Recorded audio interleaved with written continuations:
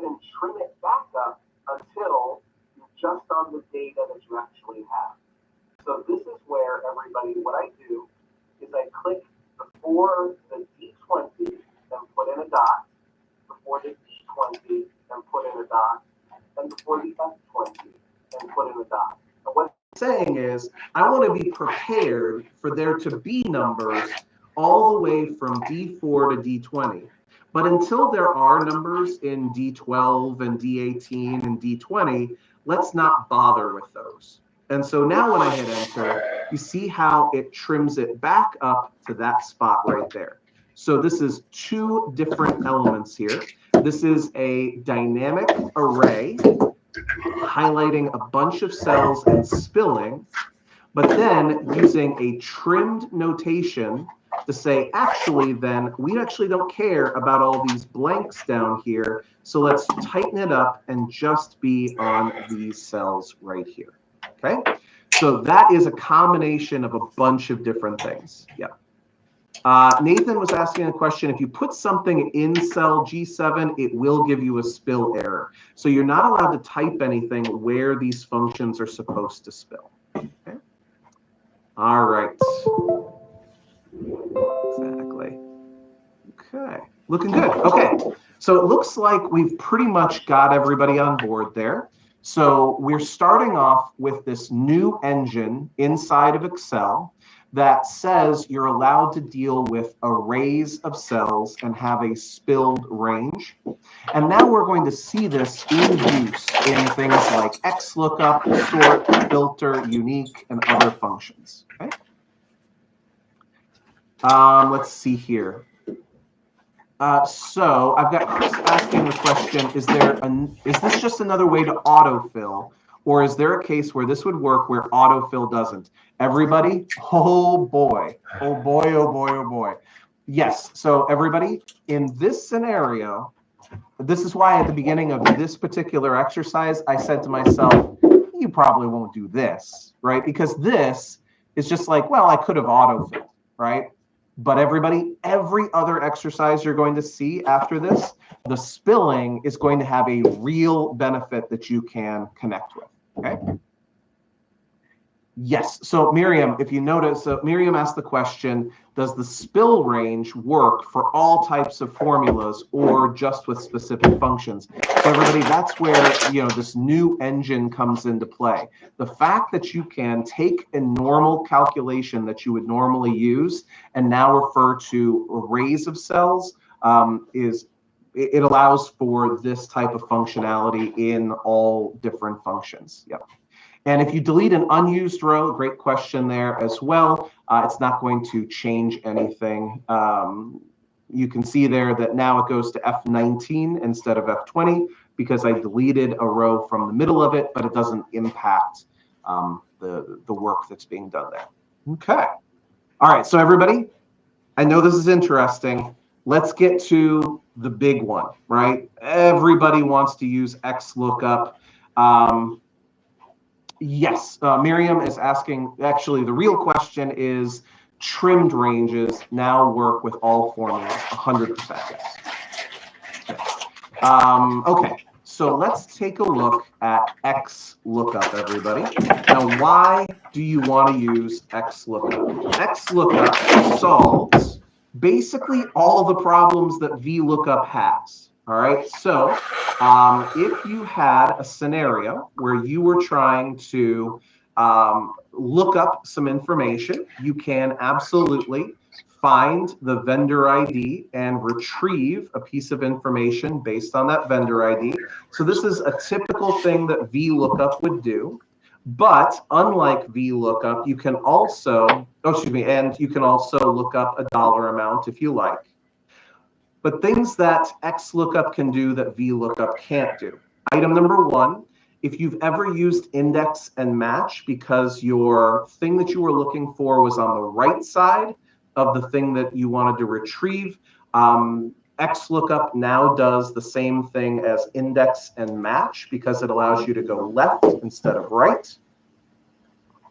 Also, XLOOKUP is called XLOOKUP because it goes both vertically and horizontally. So you can look up something horizontally with XLOOKUP, as well as you can spill a range of cells. So these are the things we're going to try out here, everybody. Let's give it a shot. So item number 1 is XLOOKUP can do a basic thing that VLOOKUP can't do. If we have the region ID in this column, we want to be able to retrieve the region name from this column. This is something that XLOOKUP can do. VLOOKUP cannot do this. You would have to use index and match to solve this problem. So we go to the Formulas tab, we go to the Lookup and Reference drop-down menu, and we grab XLOOKUP instead of VLOOKUP. Everybody, I'm just going to tell you flat out, I don't see any reason to continue using VLOOKUP if you have a modern version of Excel. Because XLOOKUP does absolutely everything that VLOOKUP does, and about 30 things that VLOOKUP doesn't do. So let me show you the first one here. Go to XLOOKUP. Lookup value is MGH, that region ID number. And now the first way that XLOOKUP is different from VLOOKUP is that in VLOOKUP, you can only give it the table where both the lookup array and the return array are.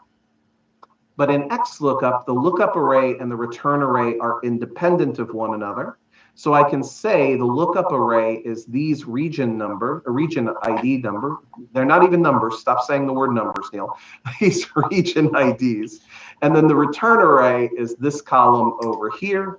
And that's it, right? So this is very simply something that XLOOKUP can do that VLOOKUP can't do, okay? Okay, so let me go ahead and click OK here. I'll auto-fill this down. And as you can see, that's doing the job, right? It has looked up the information from one to the other. Now, Heather's asking a question. When I sorted the data, the function didn't work properly anymore. Any thoughts about that? Everybody, here are, and actually, in order for me to do this as efficiently as possible, I'm actually going to just pull up XLOOKUP Excel and pull up the definitions right here. And you all can take a look at this, everybody. But there are a couple of reasons why Heather's exercise might cause a problem that is different from VLOOKUP. So item number 1, everybody, is that in VLOOKUP, the match mode, which means is it an exact match or is it a close match without going over, Microsoft has decided to replace that. In VLOOKUP, it was always the closest match without going over by default. And now it is an exact match by default. So if you don't put anything else into the XLOOKUP function, it will find the exact match. And if it doesn't find an exact match, it'll return NA. There are also the exact match or next smaller, exact match or next bigger, as well as a wildcard match. And actually, this page is not even up to date. There is a 3 level, which is that you can use a regular expression for the match as well. And additionally, everybody, you'll notice down here the search mode. Perform a search starting from the first item. Now you can put in a -1 to perform a reverse search starting from the bottom. And then here, a binary search that sorts in ascending order. If your data is not sorted, it'll return invalid results. And the same thing with -2 here. So there are several ways in which XLOOKUP searches for things differently from VLOOKUP.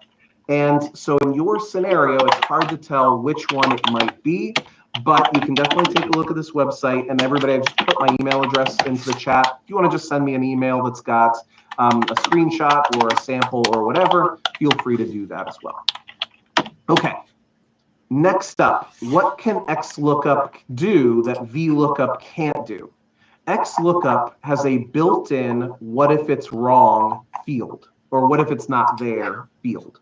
So I'm going to go to cell Q6, and I'm going to look up whether these people have registered for their compliance training.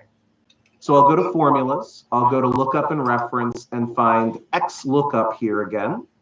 And I'll say I'm looking for the employee ID number over here.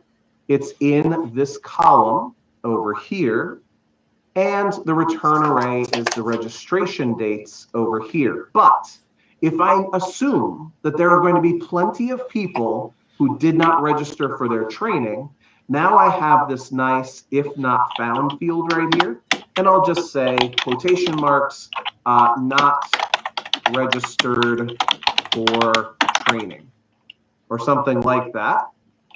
And so now when I hit OK and I autofill this down, you can see that anybody who's not registered for training returns a nice little message, right? So you don't have to use an if NA function or things like that anymore. XLOOKUP, again, to recap everybody, XLOOKUP does what VLOOKUP does, but it can look left instead of right. It can return something if it didn't find the match, if you want it to do that. And then here, everybody, this is what we were talking about a moment ago. Chris asked the question, is it just autofill, right? Is that all it is with the spilled range? So everybody, let me show you the first example of where my spilled range really does help. Here, you can see that I'm trying to look up the department and retrieve the approver and the budgeted amount. And normally, this would, of course, be 2 VLOOKUPs. But with XLOOKUP, you can now do this. You can go to lookup and reference, find your XLOOKUP function, say I'm looking up the purchasing department in the lookup array of this column over here on the right. And then here's the beautiful thing, everybody. Super easy. What is the return array? It's not just the approver column. It's the approver column and the budgeted amount column. And that's it. Now, because I've told you to return both the approver column and the budgeted amount column, when I hit OK, it spills across going this direction, right? And when I autofill down for this column gets automatically filled in.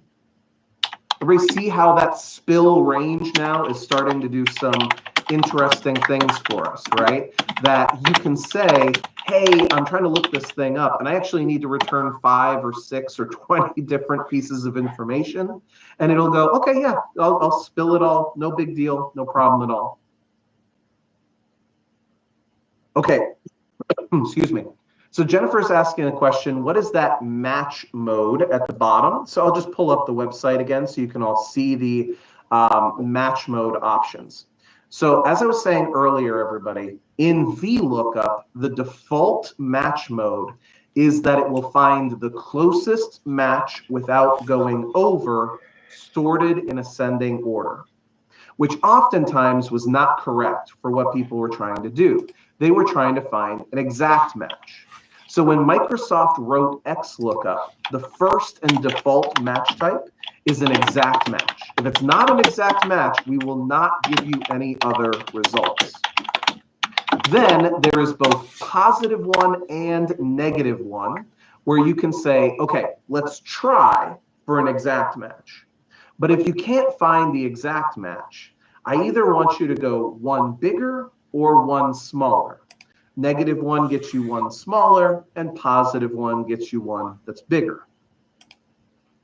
And now we also have the ability to put in something like an asterisk to say, hey, you know what? I'm looking for this ID number, and I actually don't know how it starts, but I know it ends in 4541 or something like that. So what you can do is you can put in an asterisk and then 4541, and it'll say, okay, I'll find you everything that ends in 4541. And like I said, everybody, there is a optional match mode number 3, which is for a regular expression, which I'm not going to spend any time on because it would take me solid 10 minutes to actually explain regular expressions to you. So we're not going to go down that path right now. All right. Everybody feeling good about things here? Anybody have any questions, concerns, issues, things like that? And while you're thinking about it, everybody, poll question number 2.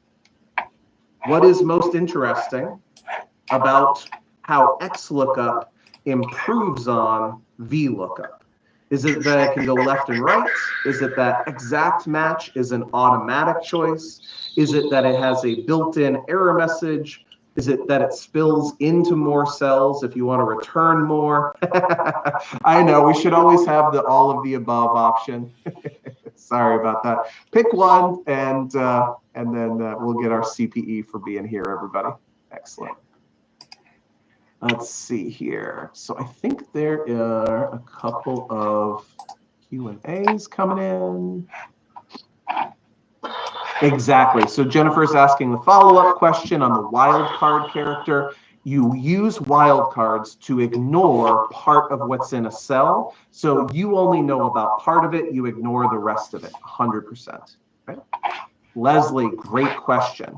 What if the columns you want to return are not next to each other? Or everybody, I'll even go a step further. What if they're in mixed up order, right?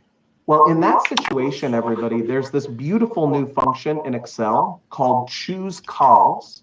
And what it lets you do is it says, okay, if you're bringing back a certain number of columns, you can tell me in what order and which of them you want to return.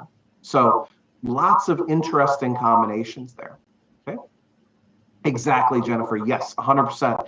If you want to look for the street and ignore the house number, then a wildcard character would let you accomplish something like that. Excellent.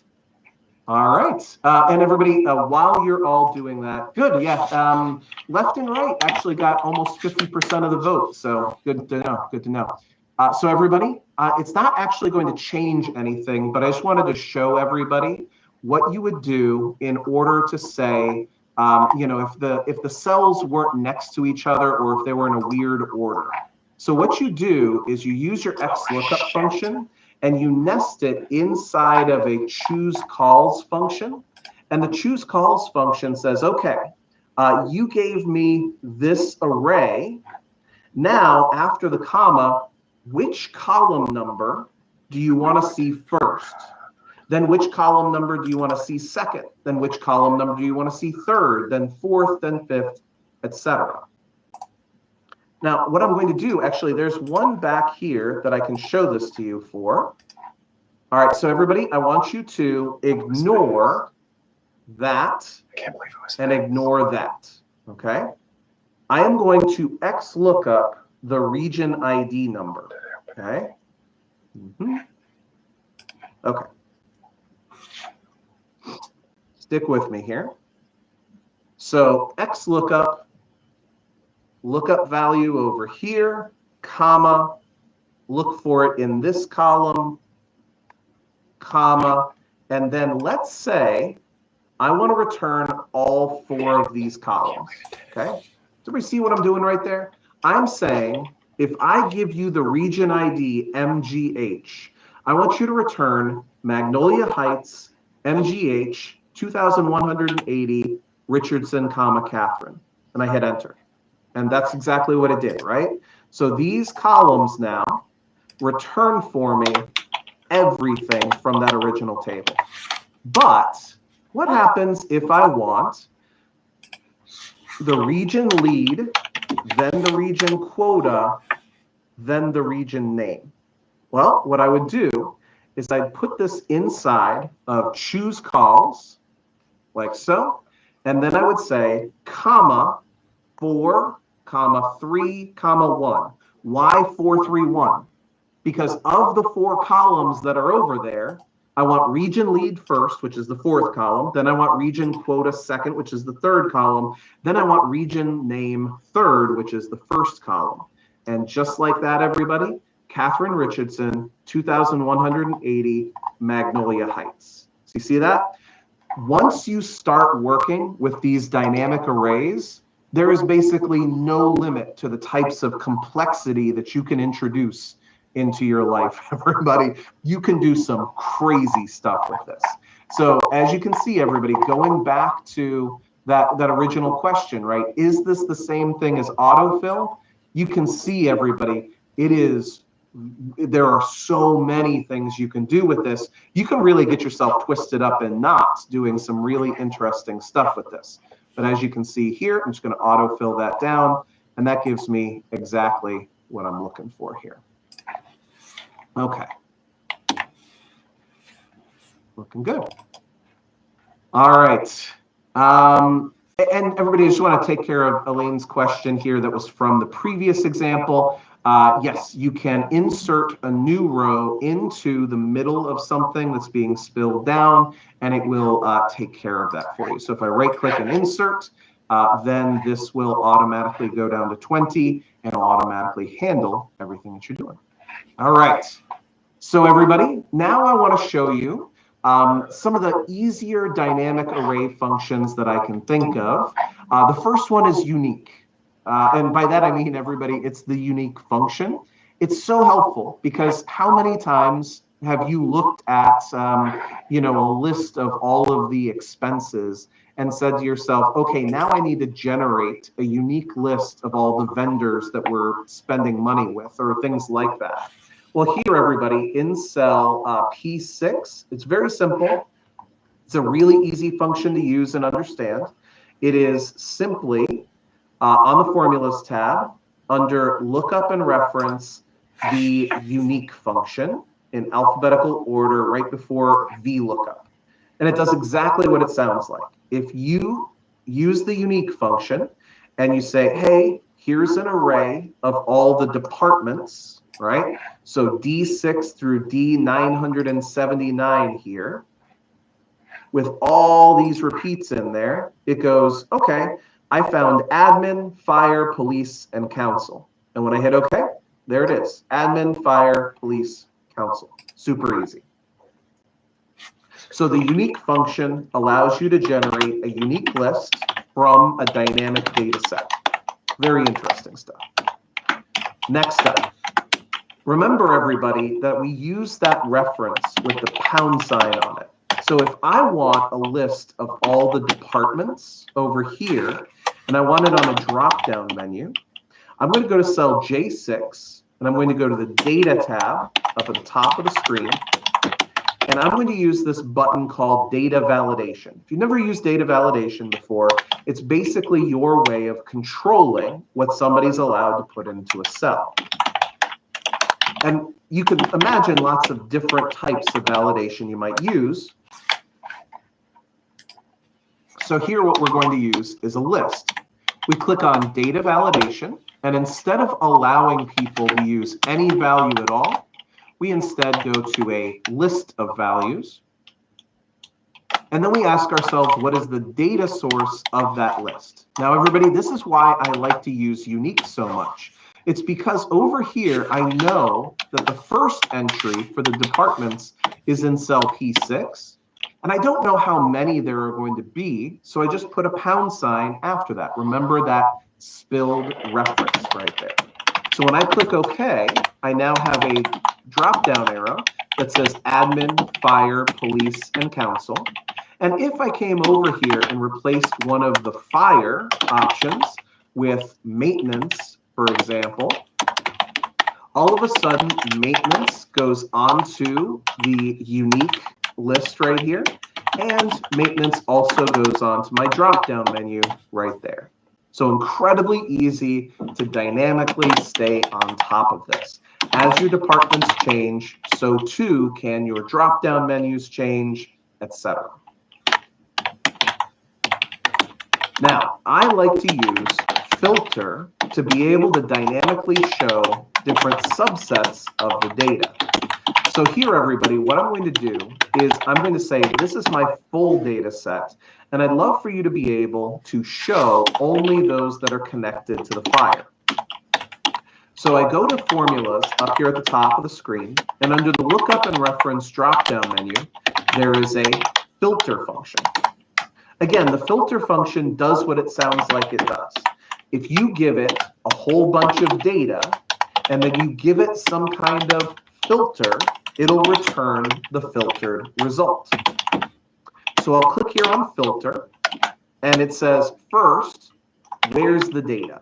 So that first entry right here, I'm going to highlight all the data that's there in C6 through G979. If it was in a table, you'd highlight the table. So this is just highlight all the data. And then the second part is, how am I going to apply a filter to this? And this one's, you got to just understand what the structure of this filter is. What you're supposed to do is highlight the column out of that data that you're interested in, and then say how it compares to something else. So in this case, I'm interested in the department column. So I highlight the department column. See the D column right there. Now, what am I interested in? It has to be equal to fire. So I type in the equal sign, and I click on the word fire right there. And then when I click OK, you see that's all of the fire department's expenses. And if I click the drop-down menu here where it says fire and I choose admin, it gives me a filtered result with only the admin, police, council, and that one entry for maintenance. So we now have the unique function, which is looking at a data set and returning all the unique values from it. We have the ability to create a drop-down menu from that list. And we have this new function called filter, and how we say, okay, this is all the data, and the filter that I'm interested in is that the D column is equal to fire. Wonderful question, everybody. So Greg is asking the question, could the results be presented alphabetically? And everybody, that is exactly why the third function up at the top of the screen is the sort function. Hey, all right, so everybody, unique and filter do not automatically sort the data. But if you use the sort function with them, then it will absolutely sort it for you. So let's see that in two different places here. So for departments first, over here on the side. So for departments, we have equal sign unique, and you can do this in as complicated a way as you want, but right here before the word unique, I'm just going to type in sort right there. And then after you say, hey, this is the thing that needs to be sorted, you could put in the sort index and the sort order, but you kind of already know what's about to happen. I'm just going to close this, and it sorts this in the default order, which is alphabetical A to Z. Now, what about putting the transactions here into order based on the subtotal? What if I wanted the biggest subtotal at the top and the smallest subtotal at the bottom? Could I make that happen? So everybody watch this. On this filter function, before the word filter, I type in sort. And now I actually do have to care about this. After the comma, it says, what is the sort index column? Okay, so the transaction date is column number 1. The department, column number 2, unit price 3, units 4, subtotal is 5. So I'll type in a 5. Then after another comma, it says, do you want it in ascending order, the 1, or descending order, -1? I'm going to put in -1. Sort in descending order by the 5th column of this data set. And when I hit enter, there it is. The largest transaction, $91,000, is at the top, and the smallest transaction, $110, is at the bottom. Yeah, it's cool stuff, right? These types of things, everybody, I would highly recommend that you go online and you just look up the terms dynamic array functions, all right? Dynamic array functions. And for that matter, everybody, just you can go back to this tab of this workbook and just make your way through this, because there is some really crazy stuff that you can do with all of this stuff.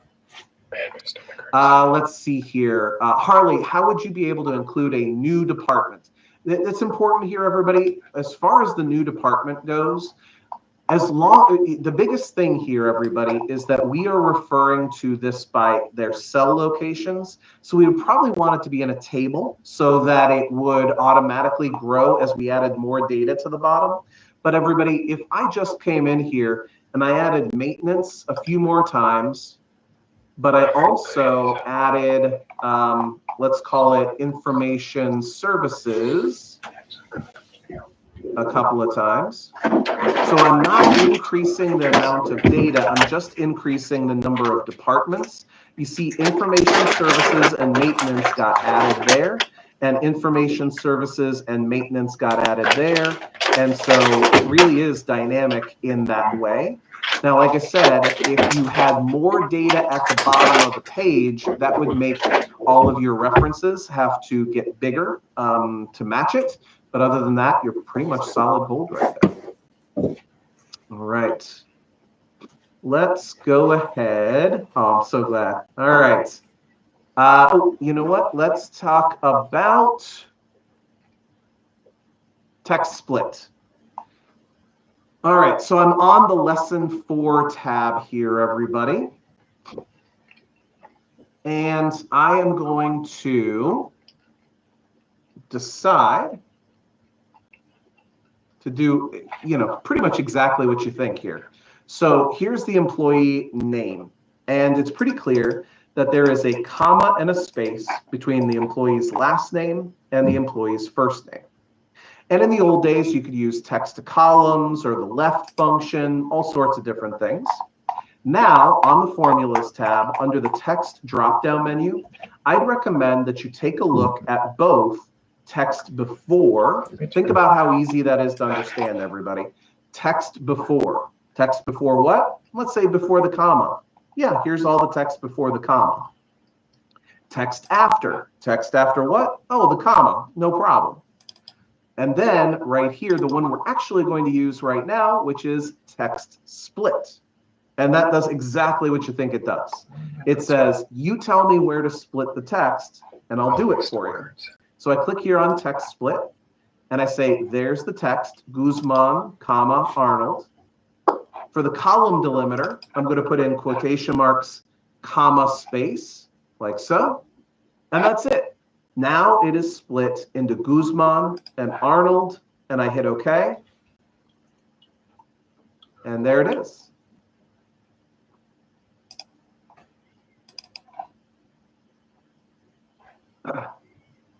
Exactly right. So Kimber's pointing out that in the old days, you would have used text to columns and gone through a process.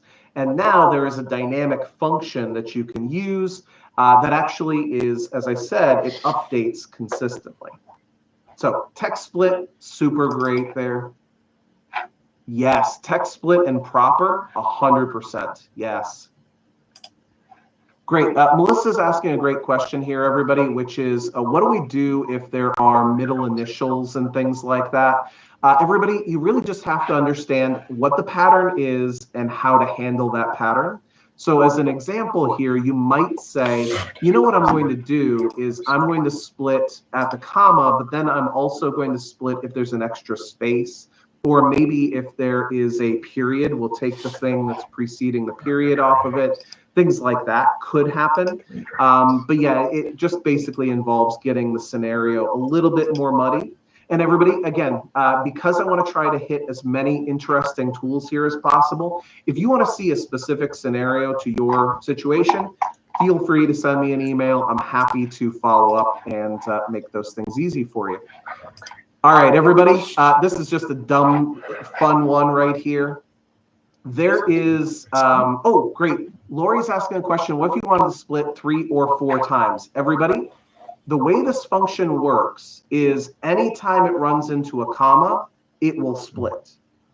Then if you wanted to split based on other things, then you could nest a text split inside of a text split, for example, to say, first we're going to split on the commas, then we're going to split on the spaces, or similar things like that.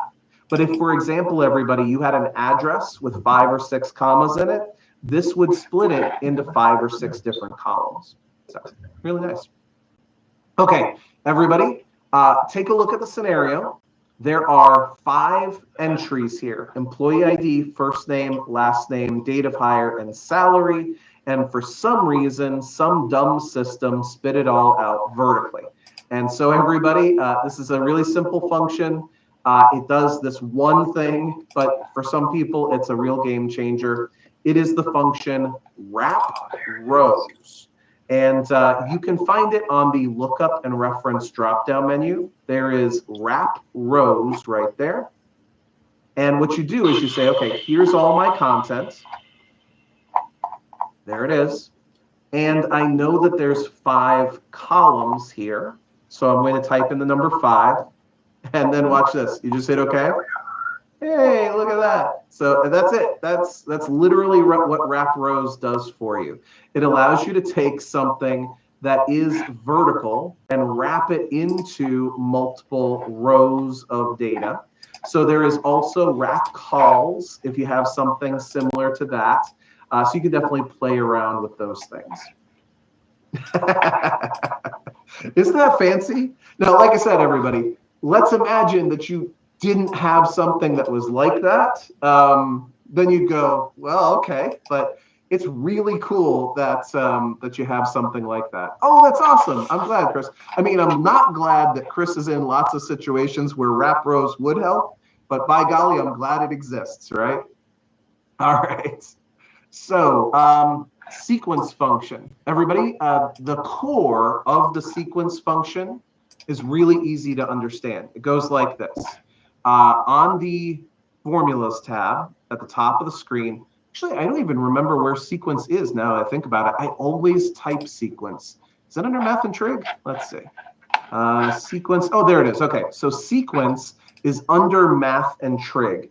And what it does, everybody, is it lets you generate a sequence. How many times have you gone in and used autofill to create, let's say, 50 numbers or 1,000 dates or something like that? With the sequence function, you can do exactly what you want to do as long as there's an easy pattern that you can understand. So here, if I click on sequence, I'll say, for example, that I want 1,000 rows and 1 column, and I want values that start at 10 and go up 10 at a time. So what am I doing right here? I'm doing I'm doing 10, 20, 30, 40, 50, 60, 70, etc. for 1,000 rows. And then when I hit OK, there it is. Auto generates the whole column for you. So as another example here, if you go over here to cell P6, oh, that's great. Yes. Beautiful. Thanks, Kimber. All right. So as another example here, everybody, if you go to math and trig and sequence, you'll see here that, for example, you could say, hey, I want 365 rows. I want 1 column. Now, here's a little trick, everybody. If you don't know how to start it at the right date, what you want is date value, open parentheses, quotation marks, 1/1/2025, close quotes, close parens. So I don't really remember what number January 1st of 2025 is, but by putting it into the date value function, you have the ability to generate that magically. Oh, yes, M round. Beautiful. And step by 1, and then you hit OK. And then you simply format those all as dates. And you're good to go. Now, everybody, I put into the completed spreadsheet some of the more complex things. So these are things, let me be very clear here, everybody. I know that you can do these things, but if I ever need to do them, I look them up. So here's an example. What if I needed every Monday from now into the future? You can see here that you can do it. You build a sequence function that has 52 rows in it and goes up by 1 column. And then what you're doing is you're starting on the first Monday and then going up by 7 at a time. And that allows you to generate Monday, May 19th, and then all the Mondays that follow. Or here, the first of every month. Again, everybody, if you stopped me on the street and asked me to make this function, I could not do it. But as you can see right here, we use the sequence function with the number 12 in it. And we say, okay, take the year from today's date and the first of the month and generate this. And now it's the first of the month for the rest of the year. And so you all have lots and lots of different applications for things like that, right? So we see amortization tables, we see mRound going to divisible by 5. There's a lot of different ways that sequence could help you out to generate exactly what you're looking for. All right, everybody, poll question number 3. Of the ones that I just talked about, what do you think you're going to use first? Unique and filter, things like text split, things like sequence.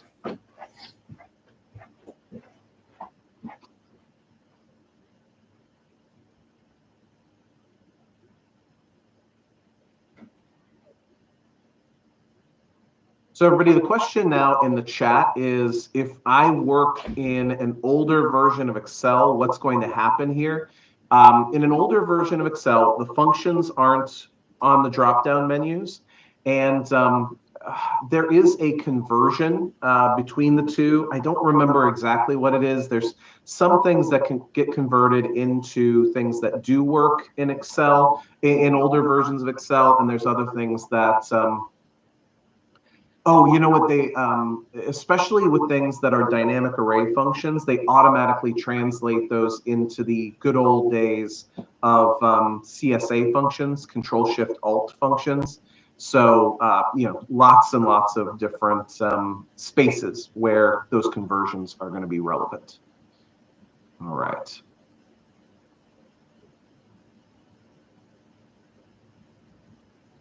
Okay. We are almost evenly split between the 4. Love it, everybody.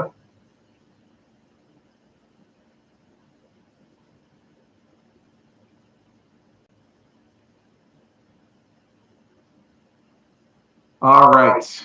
And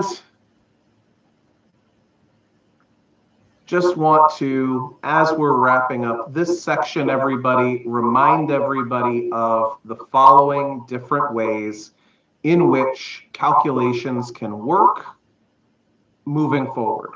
So in other classes that I have taught while at this conference and other ones, if you have ever heard me talk about Excel, you have almost certainly heard me talk about tables in Excel. So as you can see here, I have a data table over here on the left. It is currently called Table 1. I'm going to call this one TBL Expenses here. And I'm a huge fan of having all of my data live inside of a table, because then it's easier when new data gets added to the bottom. It dynamically selects the appropriate areas. So for example, here, if we use equal sign filter and we highlight everything that's in the table, you can see that the reference is simply to TBL expenses. So easy to understand there. Then comma, I want to say if the department is equal to information technology. You can see here, everybody, how easy this is to understand, that we are trying to filter all the expenses if the department is equal to information technology. And when I hit enter, it gives me all of the results for information technology out of that original table. And when people are asking about what happens when new data comes in, this is really the key for me. If I get a new expense down here of 5/12/2024, you see that the table gets bigger. It grows down.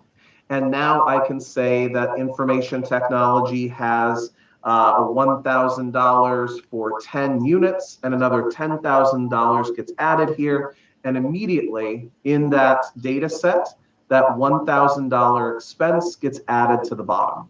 So table references are incredibly useful.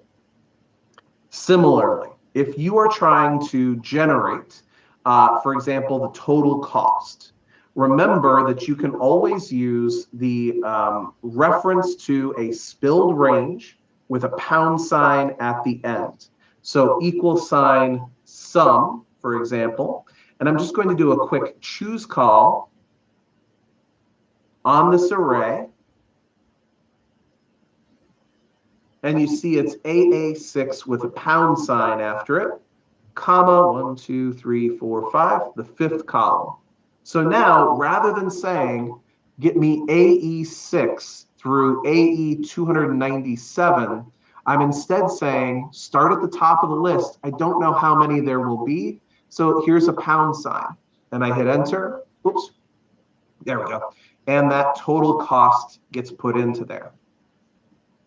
And then the most recent one available to us is the trimmed range references.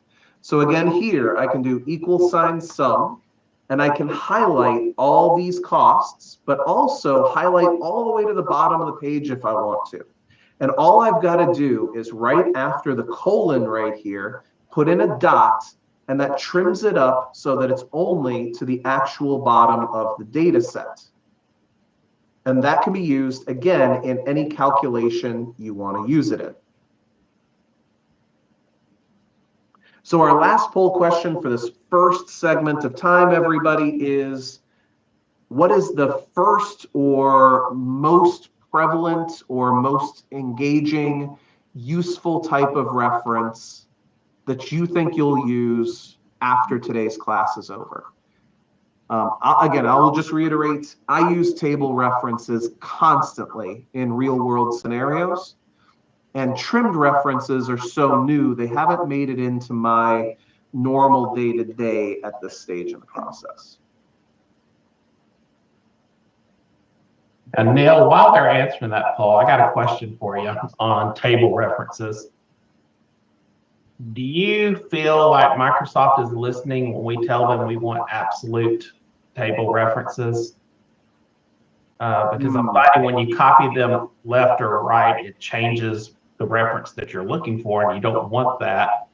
And I hear that complaint a lot of times from other people, and I'm wondering, is it making it to the right person to get that put in place? You know, it's a great question. I feel like every time that I've seen somebody talk about how references work in tables and being frustrated with it, the response has been very much that it works in the way that we intend it to work.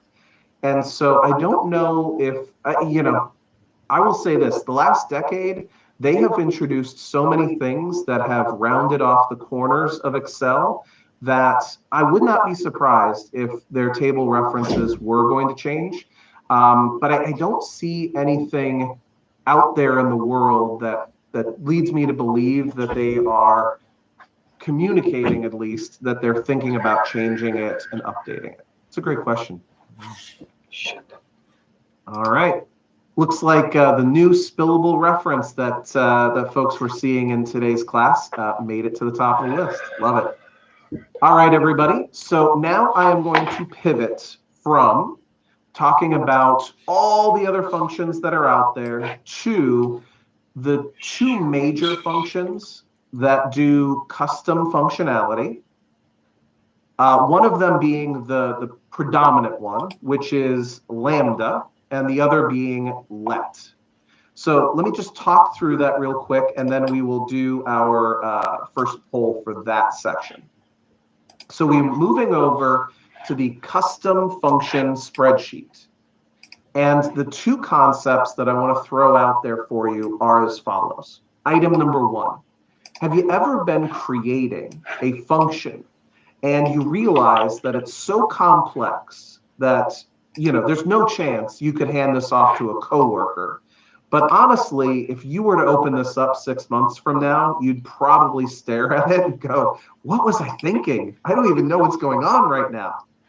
If you've ever been in that type of situation, then the let function lets you use variables to help clean up the structure of that thing.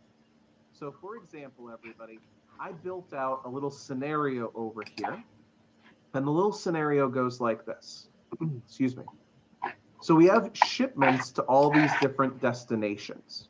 And the shipping provider has told us what the price per pound will be to ship to each of these locations. But they're also willing to give us a bulk discount of various types at various levels. So now I want you to think about how you would solve the problem of, okay, we're shipping the San Clemente and it's 6 pounds. Okay, well, San Clemente, the bulk level is 40 pounds, so it's underneath this, so we pay full price, which is $3.71. Oh, we're sending something to Hammermill, it weighs almost 40 pounds. Oh, Hammermill, the bulk level is 25 pounds, so we need to take the price and then also multiply out the discount. Now, you could do that by eyeball, but if you did that by function, you would probably end up with something that looked like this atrocity right here. X lookup for this, X lookup for this, X lookup for this, X lookup for this, X lookup for this, and it just goes on and on and on and on and on. And you're looking at this and you're going, yeah, I'm not going to be able to understand this later.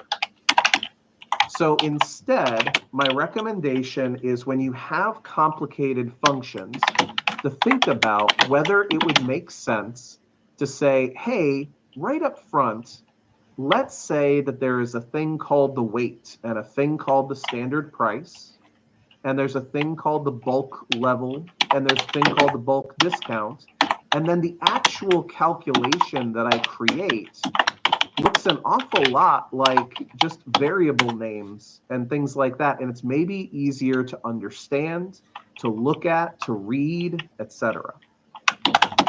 So that's the direction that I'm taking you all with the let function. And then with the lambda function's concept is that you can invent a function to calculate things like years of service, compound annual growth rate, the beginning of the month, whether something is a weekend or a weekday, or any of the other things that there aren't actually functions for. So everybody, first poll question for this segment of the class. How realistic do you think this is?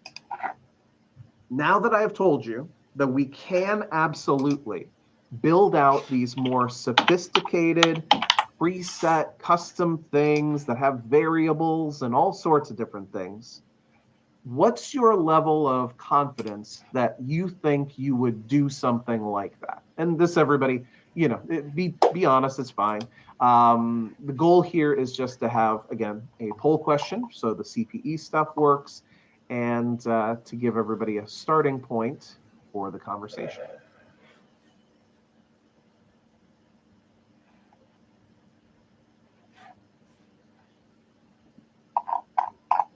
And while I let you all do that, let's start with the let function. Okay, so the word let means that you are going to let a variable be equal to a value. So notice right here, everybody, I've written this one up so that it again, in the same way at the beginning of class, everybody, I told you nobody would ever do this. Nobody would ever do this. Let's imagine that you wanted to write a function that added x plus y plus z. So you said, let x equal C6, and let y equal D6, and let z equal E6, so that you can take x plus y plus z. Nobody would ever do that in a million years, but it is a way that we could use the let function. All right, so we come in here to cell F6.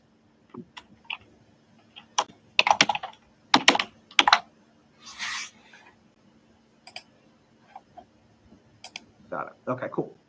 So here we go equal sign let, and then you'll notice here, everybody, it basically says what's the first name and the first value, what's the second name and the second value, the third name and the third value, and all the way down the line. So we're going to say x, comma, that number, comma, y, comma, that number, comma, z, comma, that number. And then after you do that, right, so I'm making up variables. This variable is called x, this variable is called y, this variable is called z. Then you say, what do I want to do with all those? I want to take x plus y, plus y plus z, and close the parentheses. Again, nobody in the history of humanity would ever choose to do it this way, but it is something that could be done, and it's a dumb example of what the let function is all about. Does that feel okay to everybody? Anybody have any questions, problems, or concerns? Okay. Looking good. So let's look at a real life scenario where something like this could actually help you. All right, I'm going to scroll over.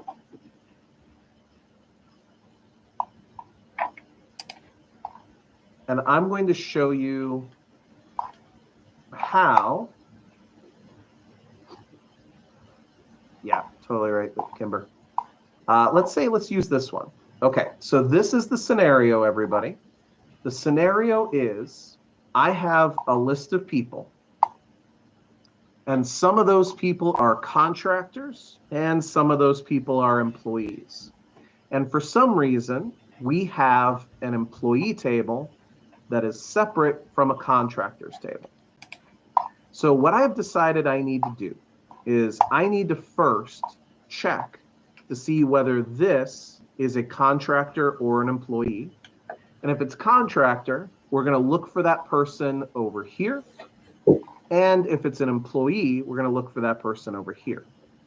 But interestingly, the other problem that I have is that the employee names and the contractor names are all last name, comma, first name. So what can let do to make this cleaner and easier to understand? The first thing I'm going to do, everybody, when I start using let, I very often start introducing line breaks into my functions. So I'm going to click on the little arrow on the right side of the formula bar to make it bigger. And I'm going to do equal sign let. And now I'm going to do Alt Enters on my keyboard, which adds a line break to my function, making it easier to understand. Exactly right. Yes. Right there, Sabrina. All right. So what can we set up ahead of time so that we can use these things anytime we want to? Well, the first thing I'm going to do is I'm going to call this one person. So there is going to be a new variable called person, and a person has to be the last name, ampersand, comma, quote, comma, space, quote, ampersand, their first name, okay? So then another comma and then Alt Enters. So now in the future, in my function, when I need to use Gomez, comma, Andrea, and I might need to use it multiple times, I can instead use person. That's the new variable that I can use for that thing. Now, additionally, everybody, I could go in and I could say we have employees, comma, and that could be, let's go with, let's go emp names, comma, and we will highlight that list of people right there, comma, Alt Enters, and we'll call this employees, comma, and highlight that information, Alt Enters, con names, comma, highlight that information, and contractors, and highlight that information. Okay, and now finally, everybody, what we can do once we've built this all out is we can say if the person, I didn't add the one thing I wanted to add too there. Anyway, sorry about that. Let's do right here. Alt enters relationship, comma, contractor right there, comma. Okay. So now we have the person, the combined information, what their relationship is. We have the list of employee names. We have the list of contractor names. We have the employee information, and we have the contractor information. And so here, everybody, we do if the relationship is equal to employee, comma, then what are we doing? We're doing an X lookup where we look for the person in the employee names, and we're returning the employees. And if not, we're X lookuping the person in the contractor names and returning the contractors.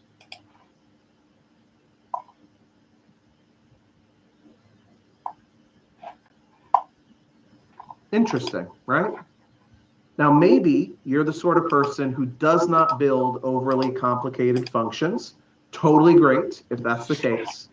But if you know that you've got some spreadsheets where the functions are the gnarliest thing you've ever seen in your life, this can make your functions a whole lot more readable. And you see that right there, everybody?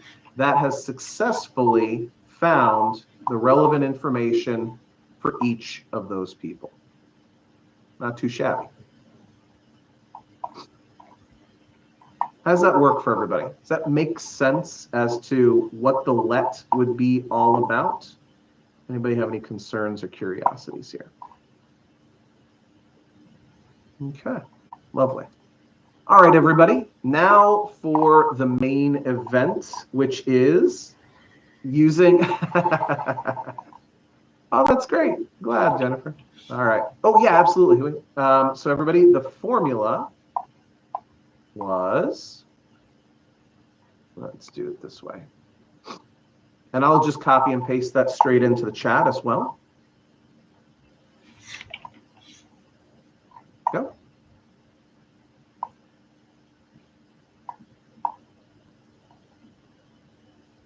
So that's starting the let function. And you don't have to put in the returns here, everybody. The returns are just a common thing that people do to sort of make this cleaner to read.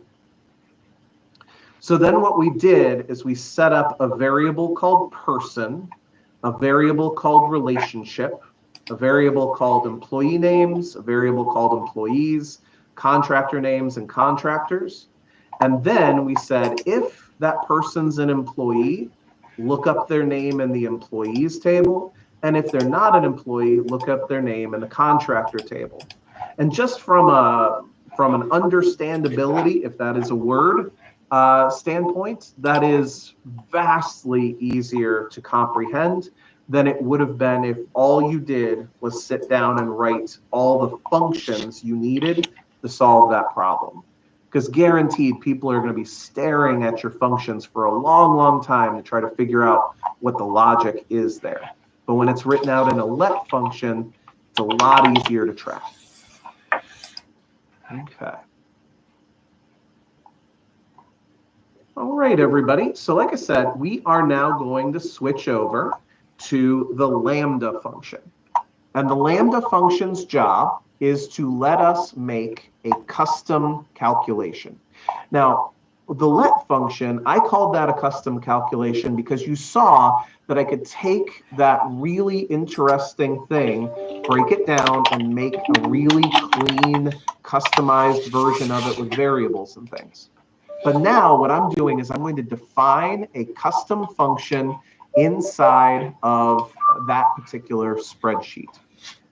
Now, everybody, you can copy over the calculated function. Try that again. The custom Lambda functions by copying sheets over, because a Lambda function saves its custom function as a named range in your workbook. Okay. So how does Lambda work? What Lambda does is it says, okay, we're going to do equal sign Lambda. You give it all of the different things that it needs to use for the calculation, all the different arguments, and then you tell it what kind of calculation you want it to do. So as an example here, everybody, we already know that we have a function called EO month for end of month, where we provide it the start date and then a number of months. So what if we wanted a BO month function? Because there isn't one of those in Excel yet. Well, what we would need to do is we need to make up some calculation. And in this case, what you're doing is you're doing EO month with the start date, the number of months -1, and then +1 over here on the side. Now, that's not something that you can't do. Just like compound annual growth rate, it's not something you can't do, but it's probably a little bit more complicated than you want to do over and over again. And especially, everybody, if you don't want to trust your coworkers to figure out this logic. So what we can do is we can say, hey, I'm going to use a lambda function to bring in the start date and bring in the number of months, and then use this interesting logic here, and I'm going to save that as a custom function. Everybody's talking about Revenge of the Nerds in the chat. Love it.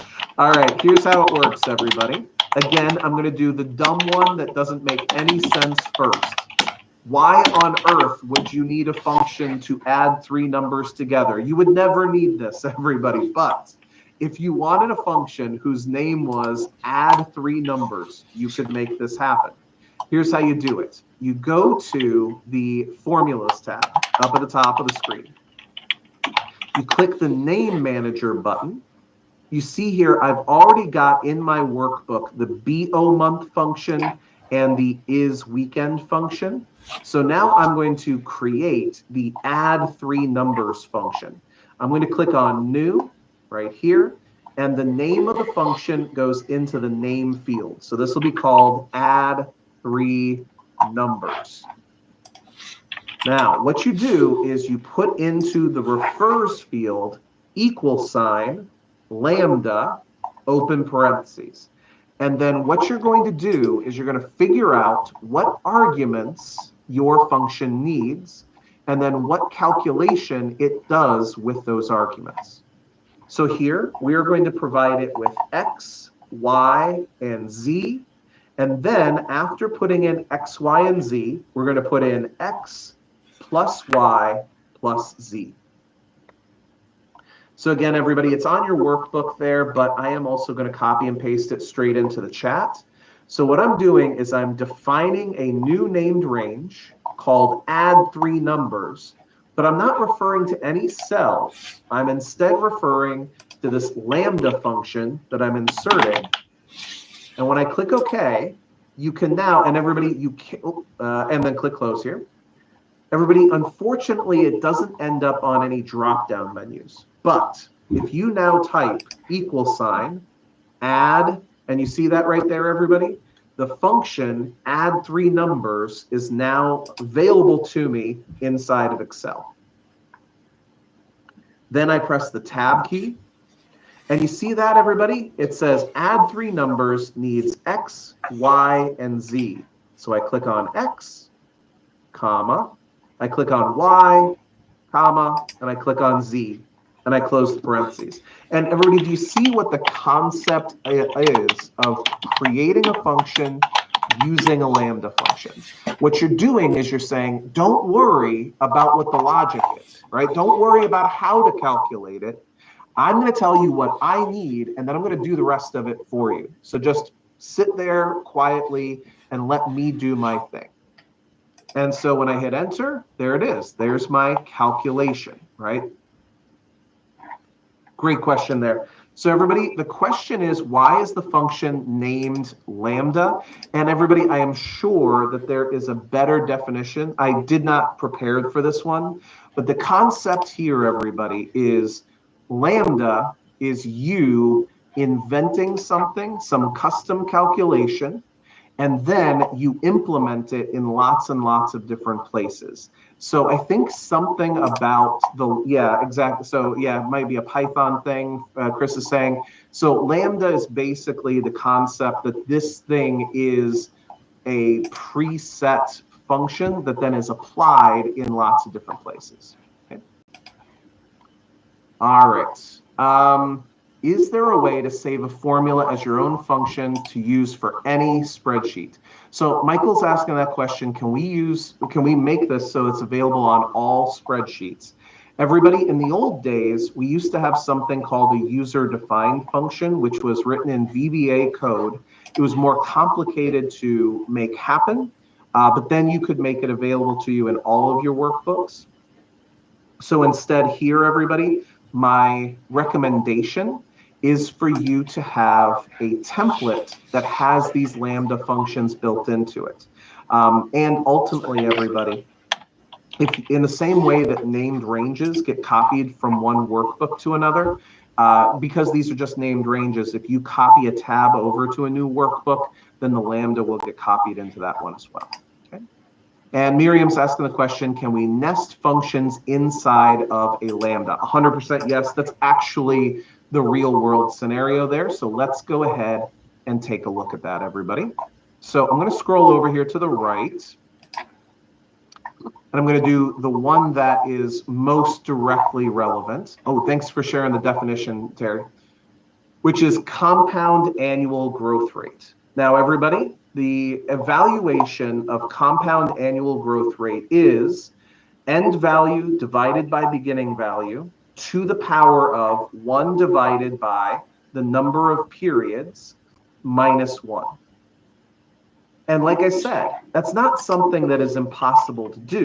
But if you're looking at that going, feels a little bit on the complicated side, then defining that as a Lambda function just makes sense. So what we do is we go to the Formulas tab, we click on the Name Manager button, and we click on New. Okay, we need a new named element. We can name it anything we want that doesn't exist already in that space. I'm going to name it CAGR, right? So the name field up at the top, CAGR. And then in the refers to field, it is = lambda, open parentheses. Now, the variables, you can name them however you like. They can't have spaces in them. If you notice in this instance, I wrote a capital B and a capital V. That's one way to do it. You could also do BEG underscore val, comma, END underscore val, and num underscore periods, for example. So the 3 variables that compound annual growth rate needs is the beginning value, the ending value, and the number of periods. Now, after the comma, we can now say that the calculation of this thing is the end value, and remember everybody, you're using your variables. So I called this end underscore val divided by beg underscore val, close parentheses, to the power of 1 divided by num underscore periods, close parens, minus 1, close parentheses. And then you hit OK. And you now have CAGR defined. And everybody, you can see here, if you ever get it wrong, you can always come back and modify this. But now I'll click close. Come in here, = CAGR. What's the beginning value? What's the ending value? What are the number of periods? You see how much simpler it is once you define that Lambda function? You define the Lambda function, you name it whatever the heck you want to name it, and then you've got those simple arguments that are getting passed in, and you don't have to worry about the complicated way that you write that function up. And then you hit enter, and it calculates what you want it to calculate. All right. Other ideas, questions? So everybody, Terry's saying it's based on Lambda calculus describing computations using anonymous functions. So there you go. anonymous functions. That makes sense to me, right? You are inventing a function and then applying that in various places. Good deal. All right. So, everybody, poll number 2 is, how is lambda different from other functions? And I don't know, number 4 kind of works here, but what I'm going for is item number 1 on that list. Okay.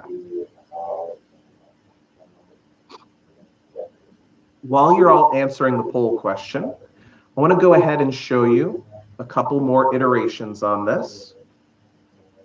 So here are some lambda functions that I found useful for various reasons. So here is the idea that you could calculate the years of service that somebody had. Now you can use the dateDiff function in order to figure out from a start date and today's date how many years separate those two things. So defining that in a lambda made sense to me.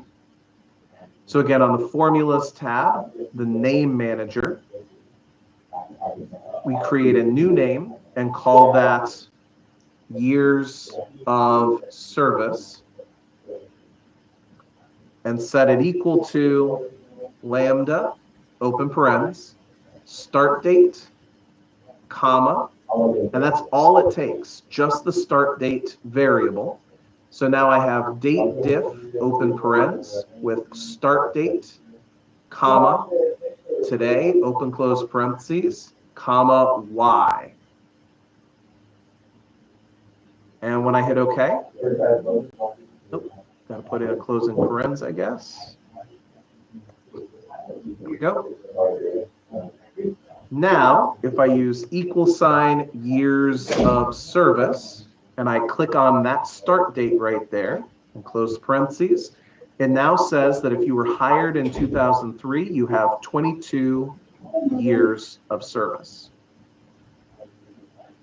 And everybody, if you notice, somebody who was hired in October of 2002, it comes back with 22 years of service because we haven't yet gotten to October this year.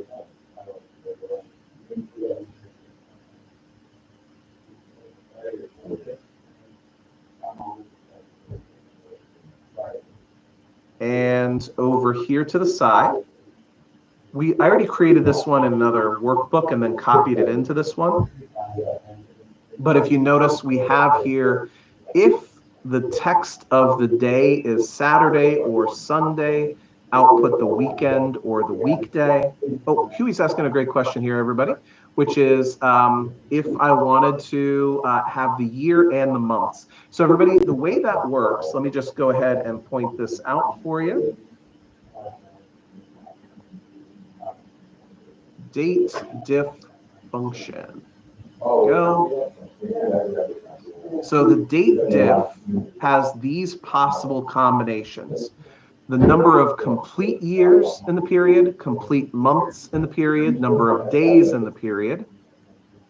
The difference between the days, the months and years of the dates are ignored. The difference between the months in the start date and end date, days and years are ignored, and difference between the days, if the years are ignored, are the different combinations. So if I wanted year and months, you would probably do something a little bit more like this. So =, lambda, start date. And then what you'd do is you'd say, okay, I want to take dateDiff, right, for the start date, comma, today, comma, y. But then you would also say ampersand years and ampersand. Ooh, how would I get, let's see. I need to get months without getting, okay, yeah, here. The difference between the months if the days and years are ignored. Okay, so let's try that. I don't know if it's actually going to work or not, but date diff, start date, comma, today, comma, I think MD, was it? Something like that. But yeah, something along those lines would let you do something like that. Okay. Beautiful. Yeah, difference as a fraction of the years. Perfect. Okay. Looking good, everybody. So we're coming up on the end of this block of time. And Chris is telling me that we have just a little bit of wiggle room in terms of the types, the amount of time we can use here. So I want to take the time to show you how the Lambda helper functions could also come into play here. So I think now you know what let is supposed to do. You create variables and then you use those variables. And now you know what Lambda does. It lets you go into your named range area of Excel and put in any logic you want for your custom functions. But the thing is that Lambda has sort of a secondary job, that is, there are a set of Lambda helper functions that can apply a Lambda function against a bunch of cells in many different ways. So when you look up online the Lambda helper functions, you're going to see the following functions. So something that's easy to understand is by row or by column. So if you have a big table of data, and you want to go row by row through that data and perform the same type of calculation, you could put a Lambda function into the by row function, and it would go row by row. Same way, you could put a Lambda function into a by col function, and it would go column by column. But there are also these other three. So map is a function that says, I want you to take all the cells exactly where they are and map the same function on each of them and leave the values in the same grid that we had before. Then we have scan. Scan is most easily connected to a running total. It says, go item by item through this list, but calculate the intermediate values as we go. So yes, we want the grand total at the bottom, but in the middle, we want the running totals. And finally, we have reduce, which is take a whole bunch of things, run through all of them, apply it to everything, and reduce it down to just one cell. And everybody, when I tell you, there are some insanely complicated things you can do here, just the craziest things you've ever seen. But I want to show you one that's really easy, and then one that'll, I'm sure, blow your mind. And then we'll go ahead and go into the break period here. So let's talk about scan, because like I said, scan is probably the easiest one to recognize. It is how you would do a running total. You would say, hey, here's my column of values. I want to start with 0, right? 0 in the bank. But then what I want to do is I want to apply a sum function every row I go through.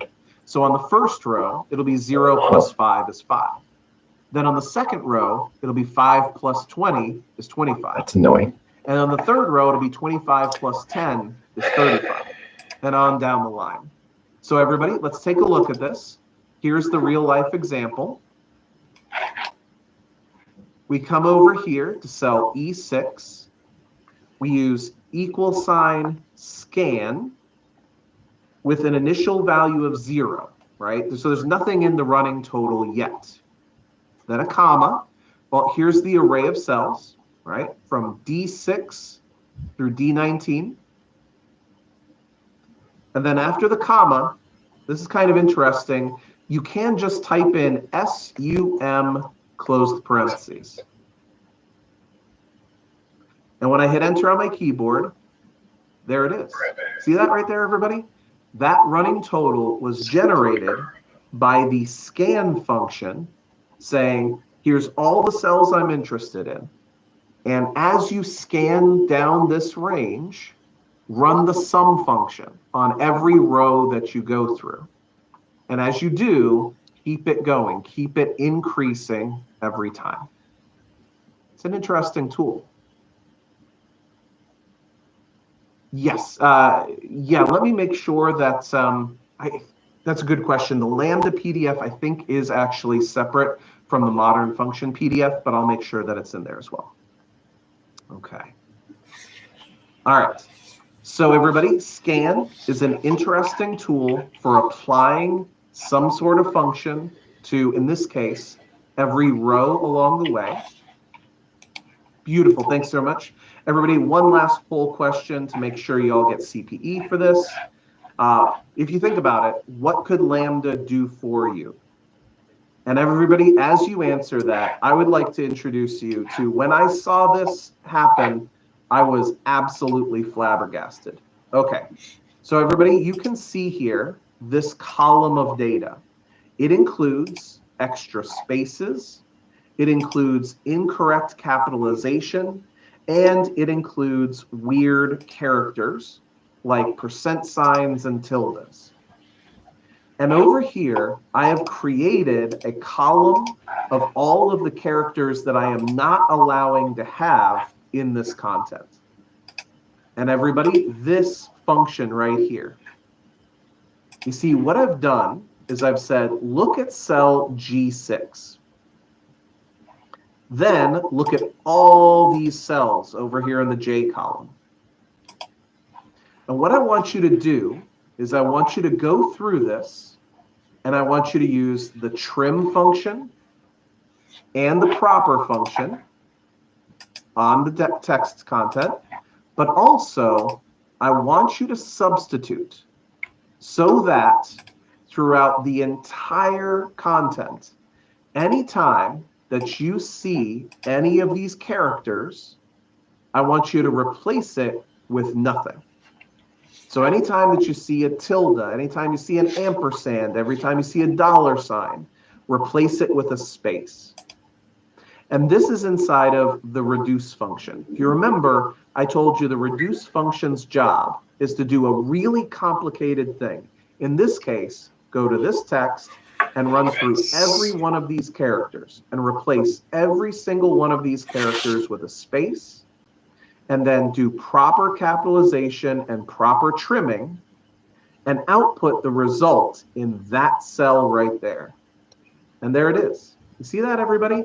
It took out the caret and the tilde, the pound sign, the dollar sign, the @ sign, the extra spaces, and it made a beautiful, clean version of this data. There are some really interesting things that can be done with things like scan, reduce, by call, by row, and map. But everybody, I don't want this to absolutely explode your brains too much. Yeah, Melissa's talking about it like, that's kind of brain exploding. Everybody, that's why I've put it here and why I would recommend that if these types of problems are things that you run into in the future, definitely look into the tutorials about how to use these more complex functions. There is some very interesting ability there. All right, everybody, it is 10:25. I believe we should go ahead and use this as our break time. Thanks so much for all your time, everybody. Recording stopped. Absolutely. Thank you, Neil. And yes, we are going to break. I've got a 13-minute timer up here. I know that's not exactly where we were talking about starting back, but let's circle back in about 12, 13 minutes, and I'll see everybody then to take us to lunch.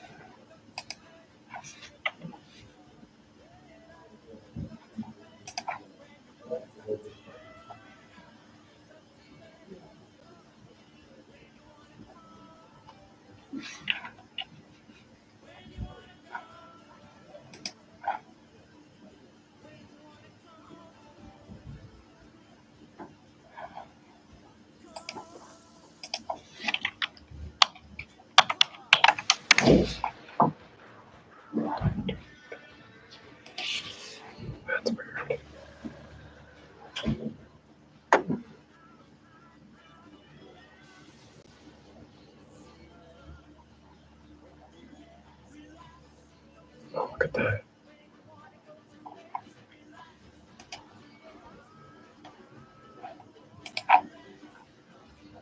It's the one.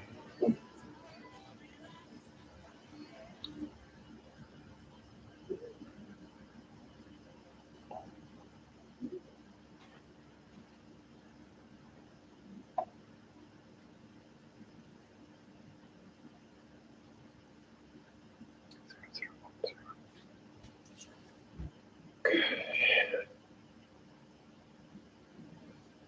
Where would you put this? Let's go.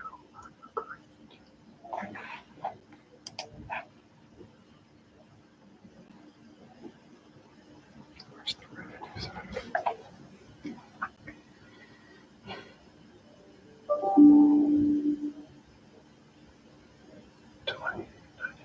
Okay. Oh man, my head hurts. My stomach hurts. I wonder what time I have to check out on this app. I see it doesn't look like that.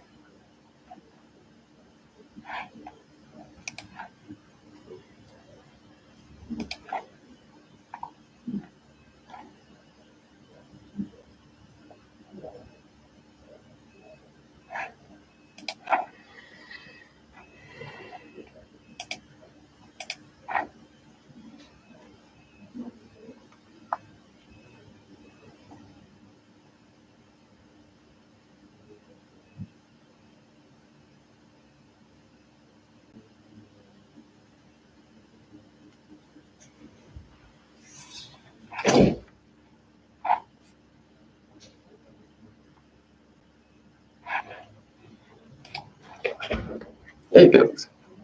Oh, you picked up a coffee? Huh? You picked up a coffee? Yeah, we got in a bad habit of doing that. Do you want another one?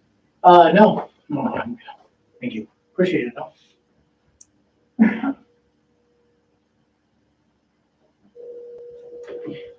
Did you get my text message? I would.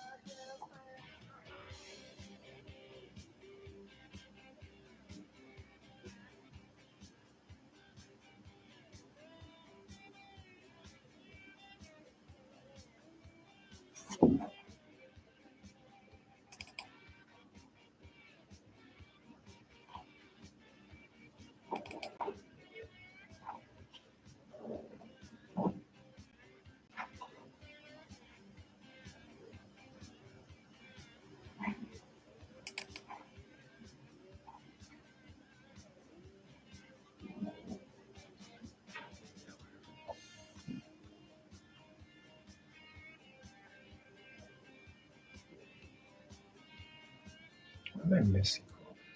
I'm confused. Where is everything?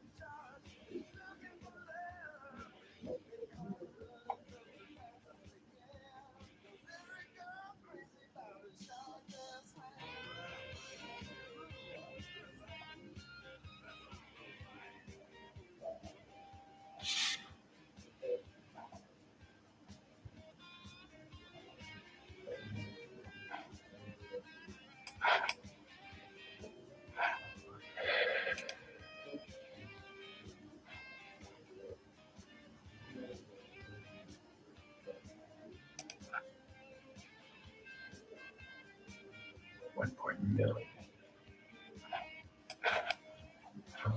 Under the resolution. Is that in the future?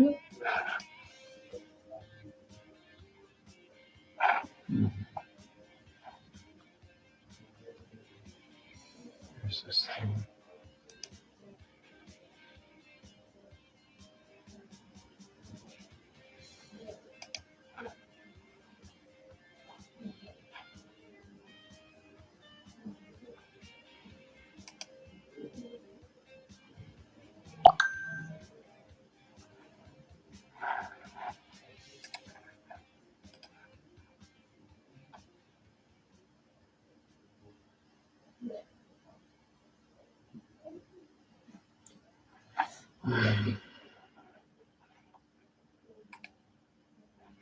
And just when you thought you had gotten Recording in progress. Once again, good morning, everybody. I know at the end of our last block, a bunch of people were saying thank you and all of that stuff, and you didn't realize I have the whole morning. So everybody, welcome back. In this block, my goal is to cover a bunch of different little gotchas and tweaks and adjustments and hacks and ways to handle errors and all of those things. So everybody, for the rest of the session, if you have any specific questions or problems with regards to Word, Excel, PowerPoint, or Outlook, definitely go ahead and throw those into the chat, throw those in the Q&A. I'll try to answer anything that you run into on a regular basis. We are going for from now until 11:55 this morning, at which point it will be lunch. So my bullet points today include the following. In Microsoft Word, if you have some problems within the document, you have some formatting needs cleaning up, what kinds of tools and shortcuts can you use to clean that up as quickly as possible? How can you take things out if there's extra things in your document, etc.? In the same way, in Microsoft Excel, if I need to take a data set and fix certain problems about it, how can I move quickly? And how can I understand what every error message I might receive from Excel might be? Also, I think I'm going to throw in at least one tool about data visualization and reporting that I like quite a lot there as well. In PowerPoint, how can you flip slides, rearrange paragraphs, and emphasize things really quickly?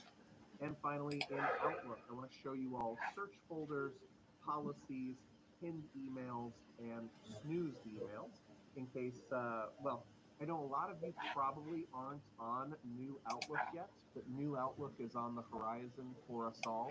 It's coming. And there are some weird things about New Outlook, but there are also some very, very useful new tools and features there. So once again, everybody, from now until 11:55, if you have any specific requests, feel free. But I'm going to go ahead and pop open our first poll question for this block, which will get us our CPE today. I'm not seeing. There we go. So, just which of these is the biggest time waster for you? Word, Excel, PowerPoint, or Outlook? Feel free to answer that at your leisure. And we will start in Microsoft Word. Okay.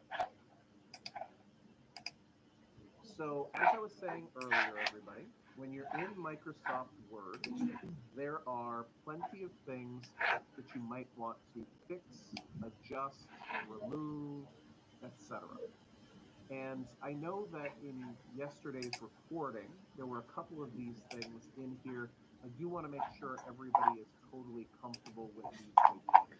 Item number one, if you go to the File tab in the top left-hand corner in Microsoft Word, here are some of the best adjustments that I have in Word. So if you go to Options, these are all the different settings for how Microsoft Word works.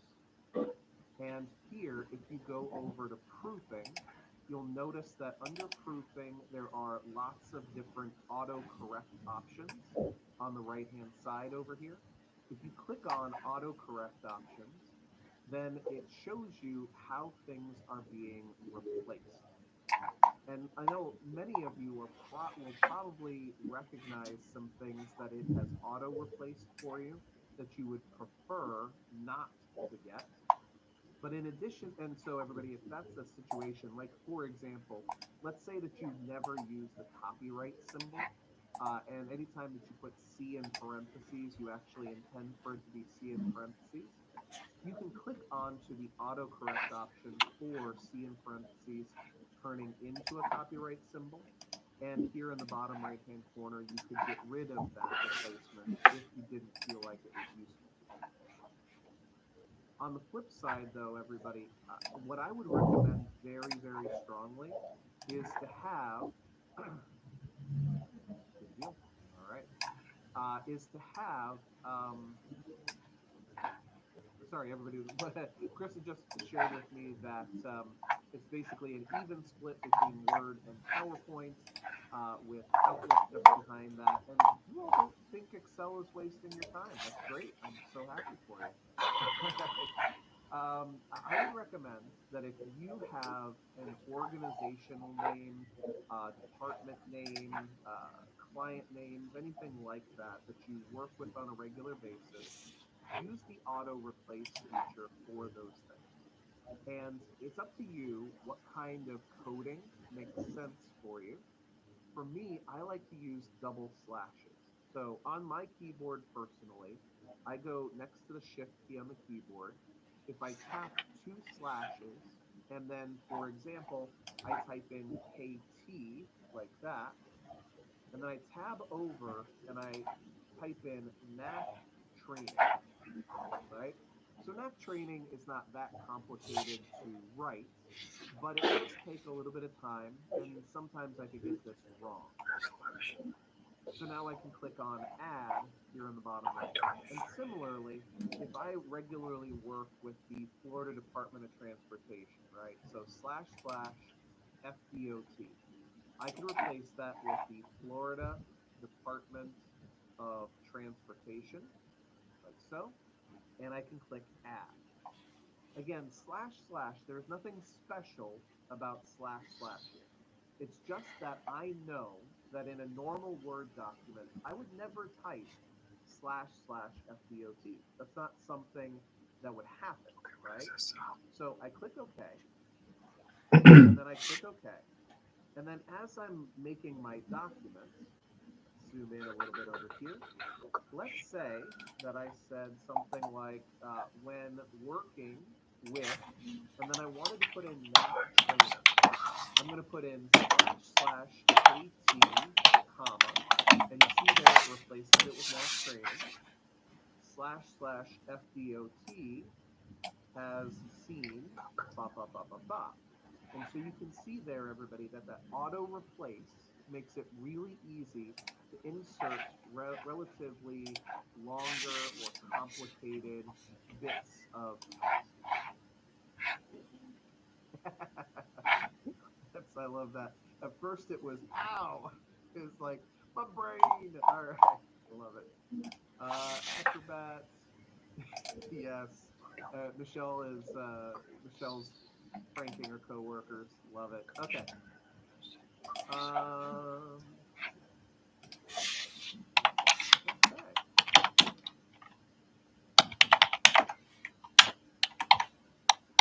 Exactly. Alicia's got her board member names loaded up in there. Totally makes. Let's see. Is there a way to keep it from tabbing after the autocorrect? Roy says. You know, that's interesting, Roy. That may be no. So Roy, let me know if I'm right or wrong on this. So if you notice here, everybody, right now the way this works is if I type in //FDOT, the next thing that happens, right? Yes, Chris.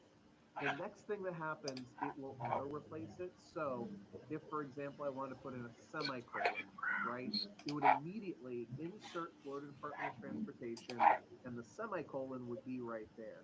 Now, I think Roy is talking about the tabbing after the autocorrect as being, if I go to File and Options, and I go over here to Proofing and Autocorrect Options, I think Roy is actually getting at the auto formatting of, where is it? Straight quotes bold. Auto format as you type. There you go.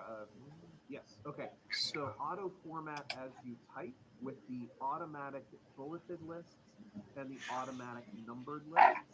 So those will, it picks up on the fact that you are probably doing some sort of numbered or alphabetized list. So let me just show that to you here, everybody. So if I were to come in here and do one period like this, and then I put in a space, then Microsoft Word just automatically assumes this is a numbered list. And again, if you notice there, everybody, if that feels like it's a bad thing for you, here under your autocorrect options, under auto format as you type, you can tell it not to automatically create numbered or bulleted lists for you. Now, immediately afterward, you do have the option here for undo the automatic numbering, as well as stop creating automatic numbering. Terry's got the question, can this auto replace do an entire paragraph? So everybody, usually, once I get past 3, 4, 5 words, my inclination is to go with, on the insert tab at the top of the screen, under quick parts, I have this thing called auto text. And auto text, as you can see right now, just says NAC training and KT. But if I come in here and highlight this entire paragraph, like so, then I can go to my quick parts here at the top of the screen, go to auto text, and I can save this to the auto text gallery, like that. And maybe I'll call it brand loyalty, for example. Exactly, Roy. Yep. And so then I click OK. And anytime that I want that paragraph, I come in, I use the quick parts drop-down menu, auto text, and there's my brand loyalty element that got inserted. Now, everybody, I would highly recommend that you start thinking in all of your different apps about what things can go on the quick access toolbar, because I know that the nice thing about the auto replace is you're just typing and then you type in something, it's getting auto replaced, and that's straightforward. And this, you're really breaking your pattern. Here's the nice thing, everybody. If you use auto text regularly, you can do this. You go to Insert up at the top of the screen. You can find quick parts and you can find auto text. And then what you do is you right click on auto text and you add it to the quick access toolbar like that. And now as I'm typing, let me find another spot here.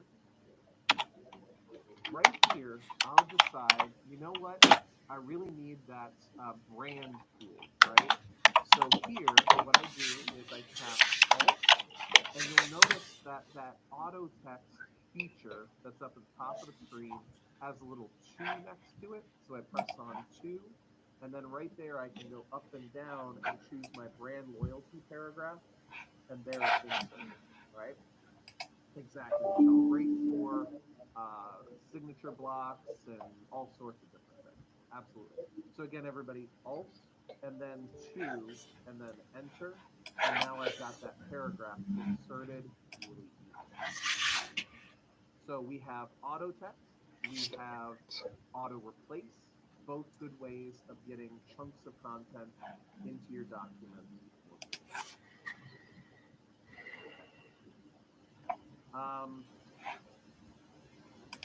In addition to that, on your file tab at the top of the screen, you can go to options. So we've already gone through our proofing options where we have autocorrect over here. You can decide that spell check should work in different ways. It's up to you how you want to do this. I find that a lot of people blame OneDrive for losing things. If you notice here, everybody, that you can go to the save option here in Microsoft Word, and it says that right down here it has a default file location for that thing to get saved. And so I can click on browse right here. And if this isn't the right place for me to default to, I can specify any other location that makes me happy. So this default file location, if you accidentally save things there on a regular basis, click on browse, find a better place for it to automatically choose. You know, let's say the desktop, for example, if you want to, or pretty much anywhere else. And you just go there. Also, if you feel like you need to make sure that it's auto-saving along the way, make sure that those things are set up at the top. And when we were looking at it yesterday, we had the advanced option here, and this area right here, this is something that I spend a lot of time making sure it's exactly right for me. So here, everybody, under cut, copy, and paste, if you are in the same document and you are copying and pasting something from page 1 to page 5, then right here, you'll see that I always keep all of the original source formatting. I think that just makes sense. But down here, when I'm copying and pasting from one document into another one, I've chosen merge formatting. Now, merge formatting is different from keep the source formatting or keep only the text.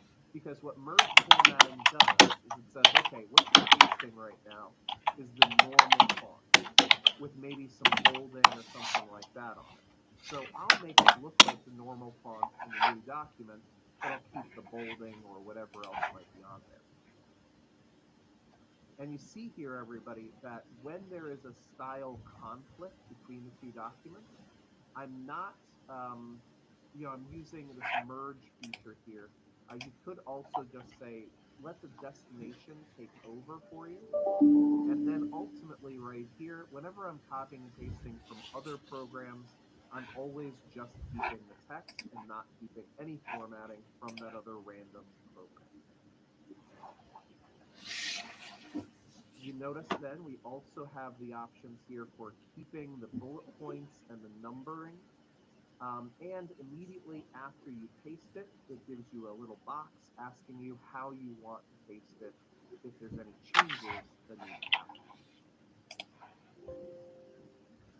Wonderful question. Everybody, Michelle's asking this question. Does this impact your coworkers? No. This is just on this desktop app. So anytime that you open any files, you see these settings in this way. Other people have their own default settings. Your settings do not conflict with theirs. All right. I think those were the major elements. I do want, though, to make sure that everybody sees that in all of the Office products, I use the Quick Access toolbar. The Quick Access toolbar allows me to put different elements onto the short toolbar that's in the top left-hand corner, and the position of those elements decides what the shortcut is. So the thing that's in the first position is Alt-1, and the thing that's in the second position is Alt-2, etc. You know, it's a great question, Melissa. As far as I'm aware, your actual settings are not something that can be copied over. Although I'm sure, actually, let me rephrase that. I am sure that there is a place where your settings file is saved, and that people who have the extensive know-how could find that. But I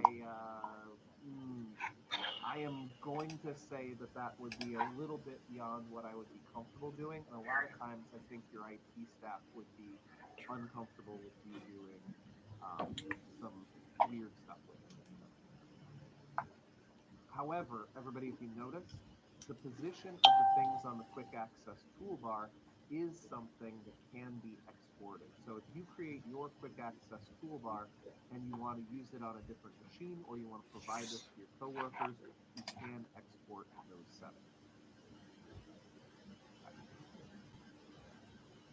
Now, while I'm here, everybody, I want to point out that there are some easy to use shortcuts for when you're trying to clean these things up. So let's say, for example, that you had this paragraph right here. Instead of Aptos font, it was using a different font.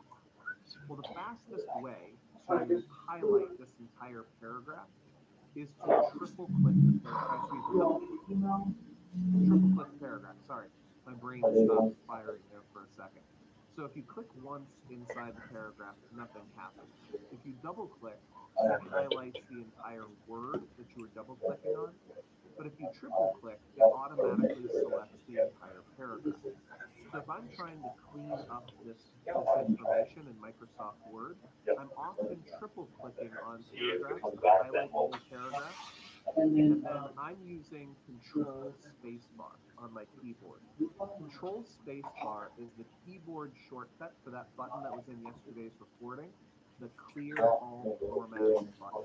So Clear All Formatting button will strip the formatting off of a paragraph, but also if you hit Control Spacebar on the keyboard, it will also do the same thing. So once again here, everybody, I'm going to change the color, the size, and the font of this paragraph right here. And then I'm going to triple click on it and use Control Spacebar. And as you can see, Control Spacebar has stripped away that extra format.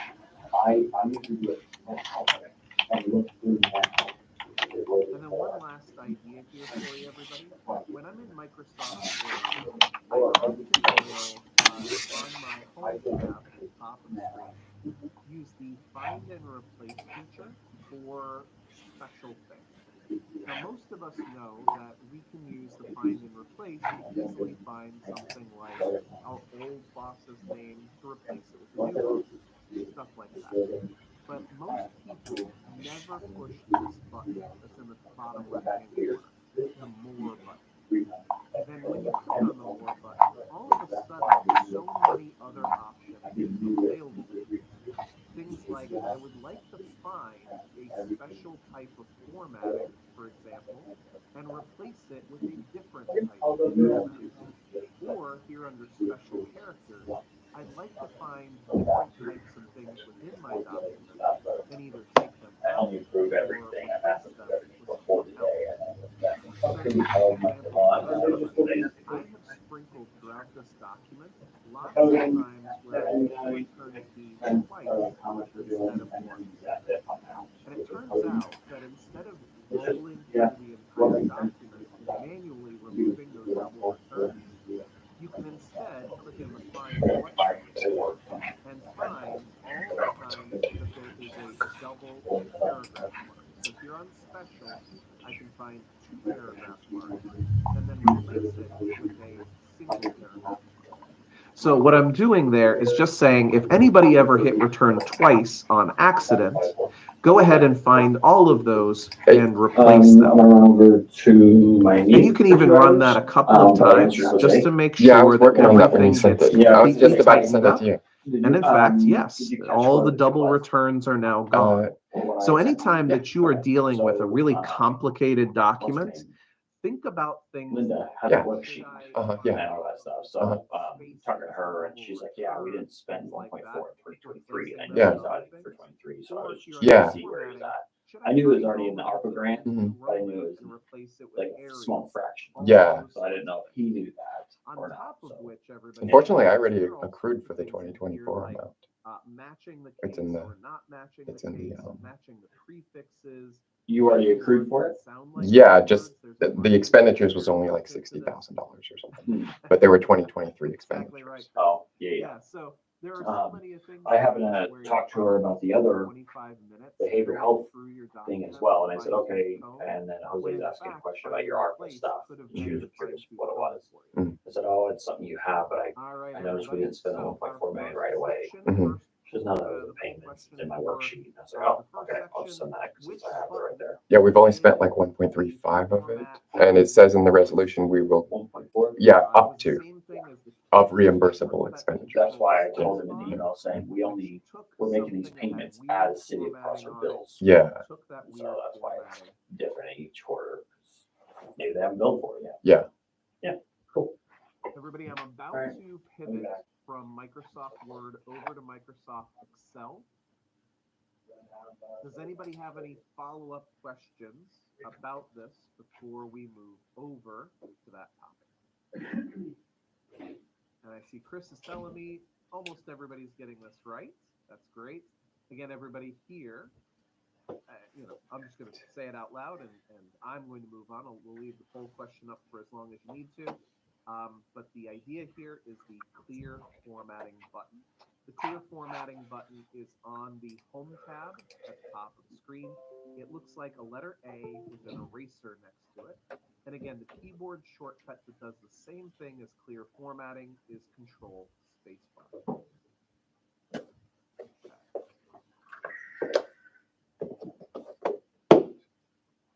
Carlos asked an interesting question here. Is clear formatting only on a specific version? You know, I've always seen it on every version of Word that I have had. In the past, everybody, some of these buttons have been more black and white and sometimes more with color on them, things like that. But clear formatting has existed for a very long time. So definitely what you want to do, everybody, is on the home ribbon, when you look at all the font formatting options, just go ahead and hover on top of everything. It's possible that your clear formatting button might be a little smaller than you expect it to be or slightly shuffled around, but it should be everywhere you look. Okay. All right, next up on the hit parade, everybody, we are switching over to Microsoft Excel. So a couple of quick ideas here in terms of cleanup, everybody. Let's take a look and talk about on the home tab at the top of the screen, the find and select drop-down menu and your options for Go to Special. Go to Special allows you to find all the places in your document where notes are, where constants are, where formulas are, where blanks are, going to the precedence or the dependence, going to the last cell, going to only the visible cells, any place there's conditional formatting. And this, just having this box open, everybody, should start to spark a little bit to Chris's point from earlier about Microsoft Word, right? If you spend a lot of time combing through your spreadsheets, the Go to Special tool often replaces that fine-tooth comb aspect of things. I'll give you two simple examples here. So the first thing, I know that in this data, somebody has decided that every time we switch from one department to the next, that they've introduced an empty gap in the middle of that data. Now, if I go to the top part of my data, I'm going to click on cell C3, and in this specific instance, I happen to know that there's nothing else going on this worksheet. And so Control-Shift-End on my keyboard is going to be the best shortcut for me. Control-Shift-End will take me to the bottommost and rightmost place of my data set. And at the same time, it'll let me select. So the shortcut there, if you use Control-End, and I'll put that into the chat here. If you use Control and your End key, it will take you to the bottom of your worksheet. But if instead you use Control and Shift and then the End key, then what happens is it selects all the way down to the bottom of your page. Quick note here, everybody, I also just used the keyboard shortcut Control Backspace. Control Backspace takes my screen back up to the top, so I'm back where I was when I started selecting. Now, in this particular data set, I happen to know that anytime that there is an empty row, that's what I want to get rid of. So if I go to Find and Select and go to Special, then I can say that within this data, I want you to go to the blanks in the data. Then I click OK, and as you can see, anytime that there are blanks in the data, it has gone down and selected that row specifically. Now, of course, if there were gaps in other places, I'd probably need to figure out other ways to handle this situation.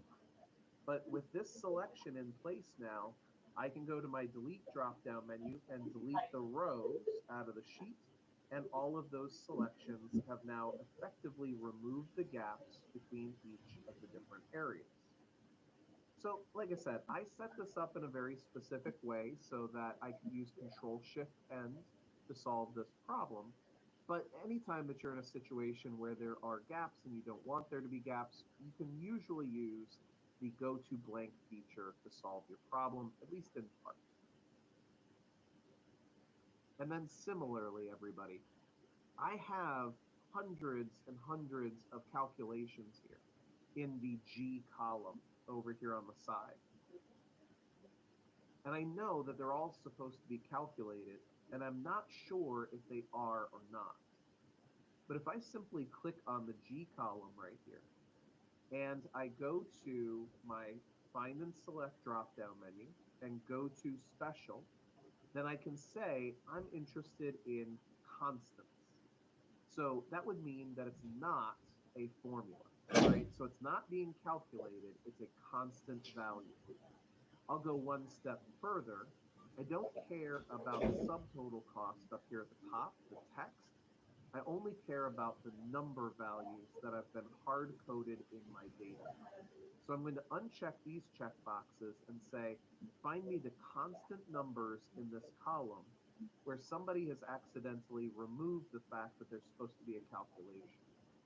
And when I click OK, there it is. It has highlighted all of the different constant values in that column so that I can go back and fix those.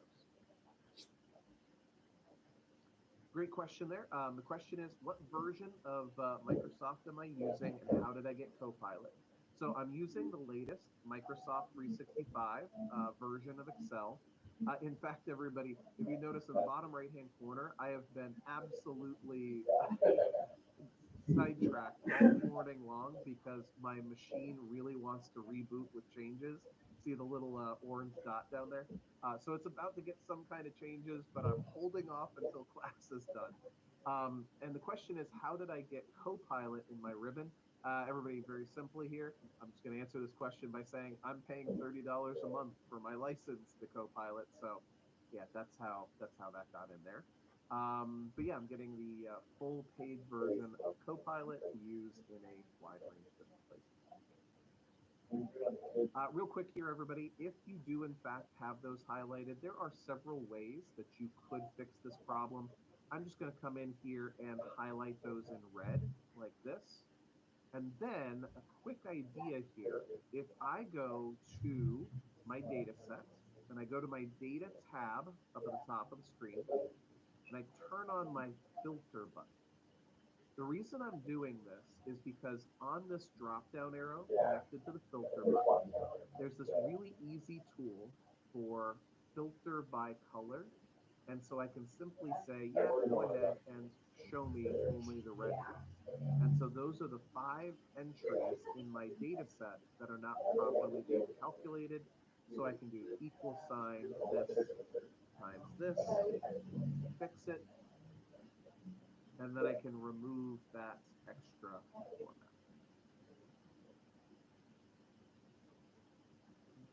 Okay.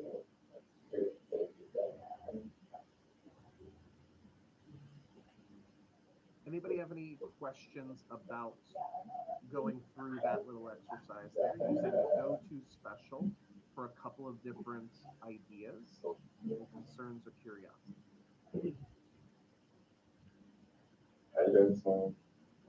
Yeah. Oh, good. So everybody, when we were preparing for this conference, one of the things that Chris put on the document of things he'd love to see is a rundown of what happens I'll be able to watch when it you this fix week. different types of errors that happen in your workbooks. So I'm I going to should've go thought of that on last this tab over here and just put Oh, I in think last week. every single error type that exists so that you can see it and understand where it's coming from.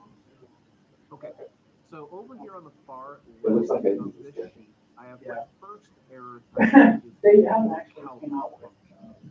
The calc function, as you might imagine, stands for there's a calculation error. I saw it on the But in website. this instance, the reason that that calculation error is a thing is because At least the I day is decided not bad. to use the But filter definitely the function days. to find any entries for Orlando. And you can see here, everybody, that Orlando is not in this list.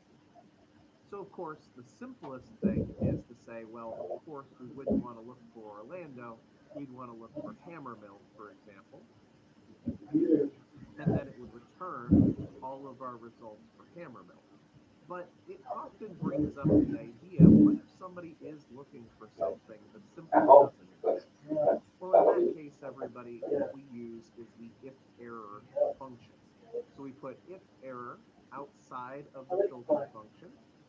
And we put, actually, you know what? I'm saying that, but I believe, here we go. I believe I'm right. Yes. That'll be So interesting. everybody, Right. actually, the filter function is one of those that doesn't have to use the if-error because I forgot for us to blip there. They want But the filter function actually does have an if empty argument. And so here in quotation marks, I'll say no records. us to And then close the quotation marks. And now, instead of getting that calc error, we get no records as a result for Orlando. Should have checked that already. You can use the if error function to handle Great. those types of problems. You know, sometimes there is a built-in error feature, so that's easy enough to use as well. Yeah, that's what we Excellent. think. Everybody, I hope you have run into and have gotten yourself out of this one. But anytime that Excel shows you pound signs in a cell, That's cool. it's because it has You know, a you have to- number of values that No, I it's just using didn't. for that cell. Put your mouse between Yeah, Control and yeah. R in this instance and double click, and that will expand that column out automatically to list all of the different entries that are useful. Yeah. Okay, over here on the right, division by zero error.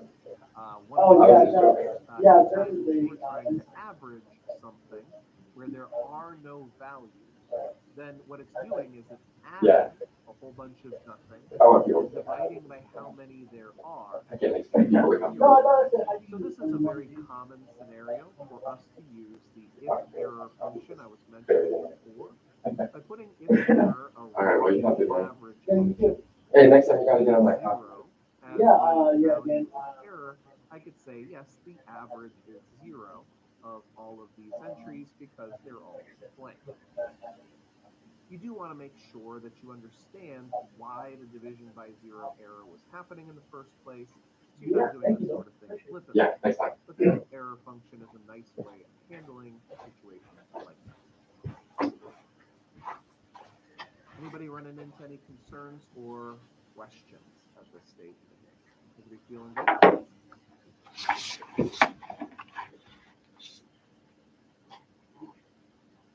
I run into this function almost more than any other, everybody, which is the name function.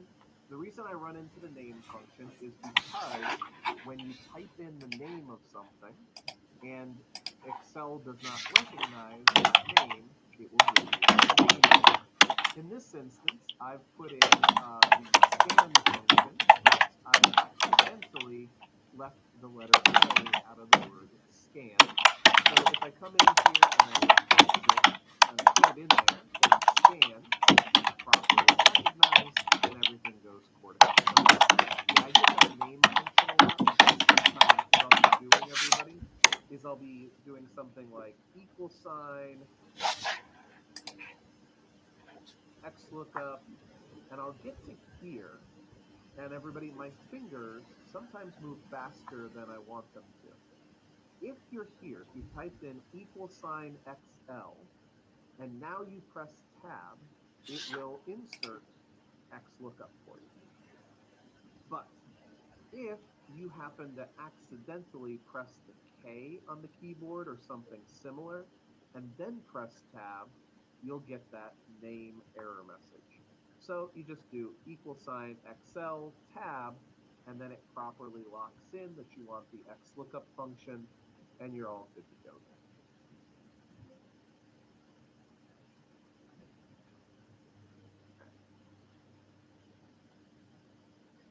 Now, there are two error messages that are very similar to one another. Oh, yeah, absolutely, Jennifer. And I'll go ahead and send you the copy both before and after. Absolutely, Jordan. Yep. Hey, everybody, Jordan's just pointing out that formulas can start with plus sign instead of the equal sign. Absolutely true. All right, value function. The value function happens when the value that is being passed into a function, or excuse me, the value error, when the value that is being passed into a function does not match what you are expecting. Let me point this out for you, everybody. If I type in 5, or if I type in 12/5 of 2022, and in either instance, I do equal sign month. Now the month, as you can see, takes in a serial number. And even though 5 does not look like anything that would generate a month for you, it is, at the end of the day, a number. So when I close the parentheses around this and I hit enter, it allows you to do that. But over here on the right, I can also do the month function on a proper date. But in this instance, all of these dates are actually text. And so the month function or the year, what did I do that for? I had the month function, I called it the year function. Here we go. Gives me back this value error. So what do we have to do here, everybody? You have to fix these dates. The fact that these dates are text, it means that this function is completely impossible to work off of. Now, you could leave these dates right where they are. If you wanted to get really fancy with it, what you would have to do is you would have to do the date function. You would have to pass in the left side of that and grab the first 4 characters. Oops. 4. Then for the month, I would need the midpoint of this, and I would go to position number 6 and grab 2 characters. And then I would go to the right and grab the last 2 characters off of that, and then close the date function, and then close the month function, and then that could do it. But you don't ever want to do something complicated like that when you could just fix these dates outright. So make sure that all dates are actually dates, and you should be good to go. Ref function errors always come from the fact that you were referring to something and then that something got deleted. So you can see right here, everybody, that I had reference columns number 1, 2, and 3. And then I added 1 + 2 - 3. And unfortunately, I then deleted the second column, and automatically those ref functions got inserted. So ref errors got inserted. So you would need to find a way to revert back to an earlier version before you deleted that column, or replace that entire column and then replace all the references, which is going to take a little bit of time. But basically, try not to delete things that you're referring to because it's going to cause lots and lots of problems in the big picture. Num function. This is what happens either when it is trying to generate a number. Well, basically it always means that it's trying to generate a number that it cannot actually do. So up here, everybody, you see that I am trying to take the square root of -49. The square root of -49 involves an imaginary number. So when Excel looks at that, it goes, hey, I don't have any idea how to do that. Similarly, though, everybody, here you'll notice that I have this function for what am I trying to say? Compound interest, right? So I'm doing a little equation for compound interest. I have $15 million. I'm getting 2.75, and I'm doing it over 48 periods. So I'm making a certain amount of compound interest off of that. Now, down here, seems like I'm trying to do the same thing, but I have written the expression incorrectly. And basically, I've taken 15 million here, and I've raised it to the power of 48.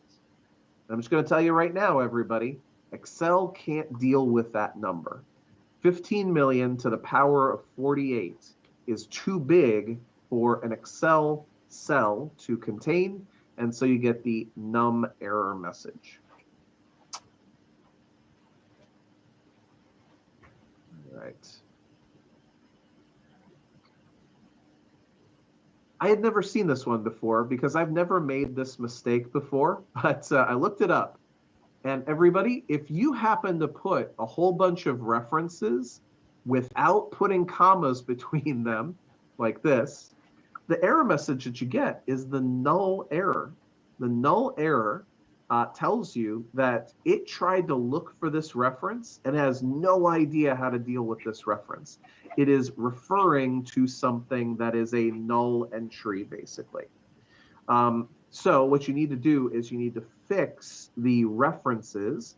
When you get a null error like this one, just make sure that the references actually make sense. In this case, it would be by adding commas in between the references, and then everything would go back to the way it was supposed to be. There you go.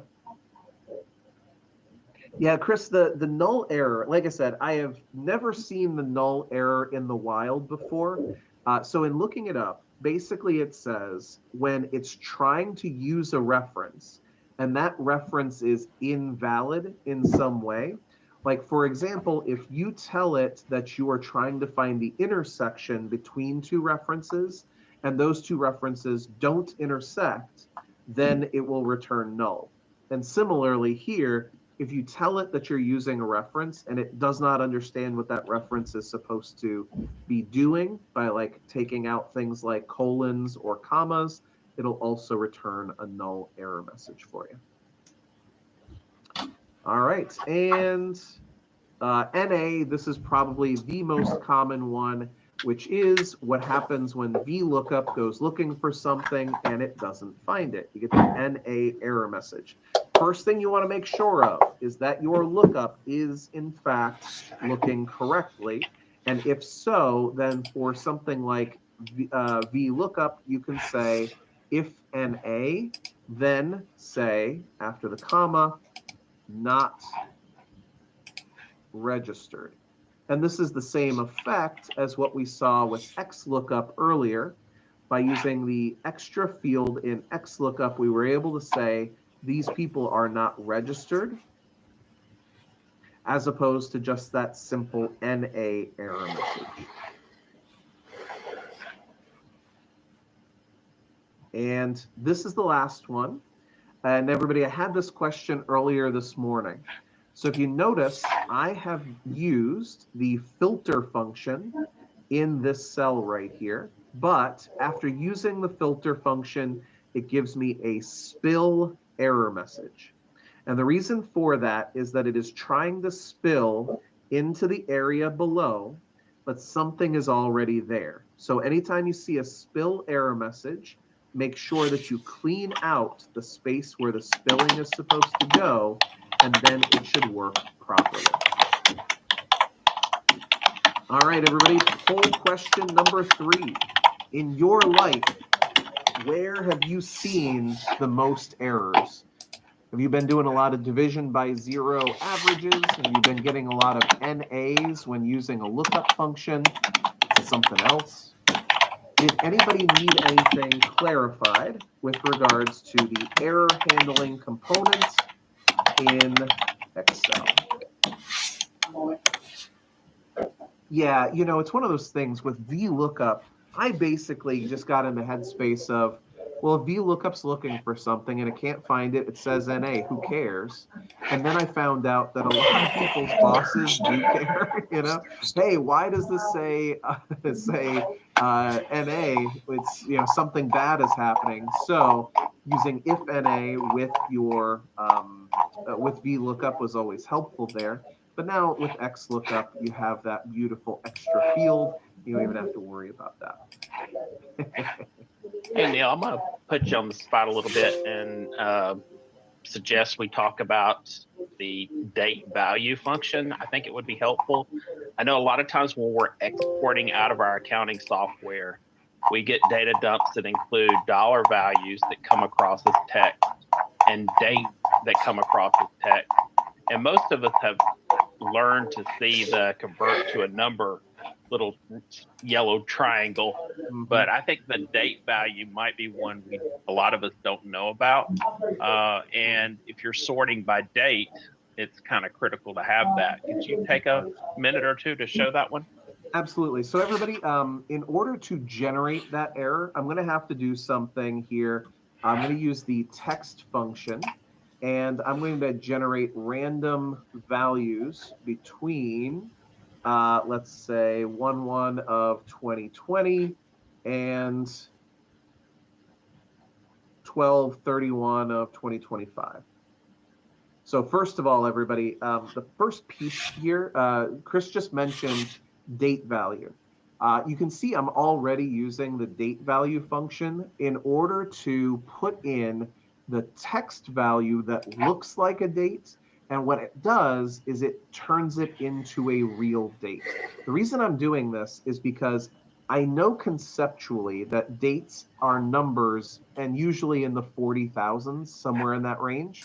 But I can't tell you what number 1/1 of 2020 is. But I can easily put 1/1 of 2020, the text 1/1 of 2020, into the date value function, and it turns it into a proper date. But now I'm going to mess all of that up by putting in mm/dd/YYYY. And here, everybody, first piece of the puzzle is if you ever see your dates left aligned, you should be cautious. Left aligned dates means that those things are not true dates, but instead are text that looks like dates. Now, there are, I don't know, 1,000 different ways to try to resolve this. Like Chris said, a lot of times, like you see a list of numbers and they are left aligned, you'll get that little marker in the corner and you'll say, go ahead and convert these into numbers. But sometimes you see something like this and it doesn't seem like anything's wrong. But to Chris's point here, if I sort by this, you see 1/9 of 2021, then 1/18 of 2025, then 1/27 of 2022. So clearly it's not actually sorting these by dates, but rather sorting them by alphabetical order. The 1/9 comes before 1/18, comes before 1/27, etc. Now, what I was just showing you, everybody, is that the date value function takes in text that looks like a date and spits out a date for you. So you can use =date value, pass in that date text like so, and you can see there that properly converted it into 44,205, which then you can format using the formatting drop-down menu, and you can autofill those down. And then what I would do is copy and paste values on top. And looks like I gotta paste with the formatting. And now these are all proper dates, and I can sort them, and they actually go from 2020 to 2025. So everybody back here, this is where we were. So this is the technique that Chris was espousing, which is if you have text that looks like a date, but it's not actually a date, just give that to the date value function, and then it'll turn it into an actual date for you, and life is good. Now, you probably don't want both the text that isn't a date along with a calculated date. So that's why a second ago I was doing paste values on top of those dates so that I could replace them with proper dates. How does that work for everybody? Anybody have any questions, ideas, curiosity? And Chris, anything else you want to pop in on that? Okay. Good deal. Yeah, Roy, I've heard a lot about ASAP utilities. I tend to be somebody who only uses the built-in functions in Excel, but I hear a lot of people using those tools. Excellent. All right. So next up on our list to do today, let's talk PowerPoint, everybody. All right, so I show this one a lot. If you've heard me say this before, apologize for the repetition, but everybody, you should be using the slide template for your presentation effectively. And you find that when people are building slide decks, a lot of times I'll get a slide deck from a client. And on slide 2, I want you to notice here, everybody, that this bullet point says that it is Lato font 16-point text.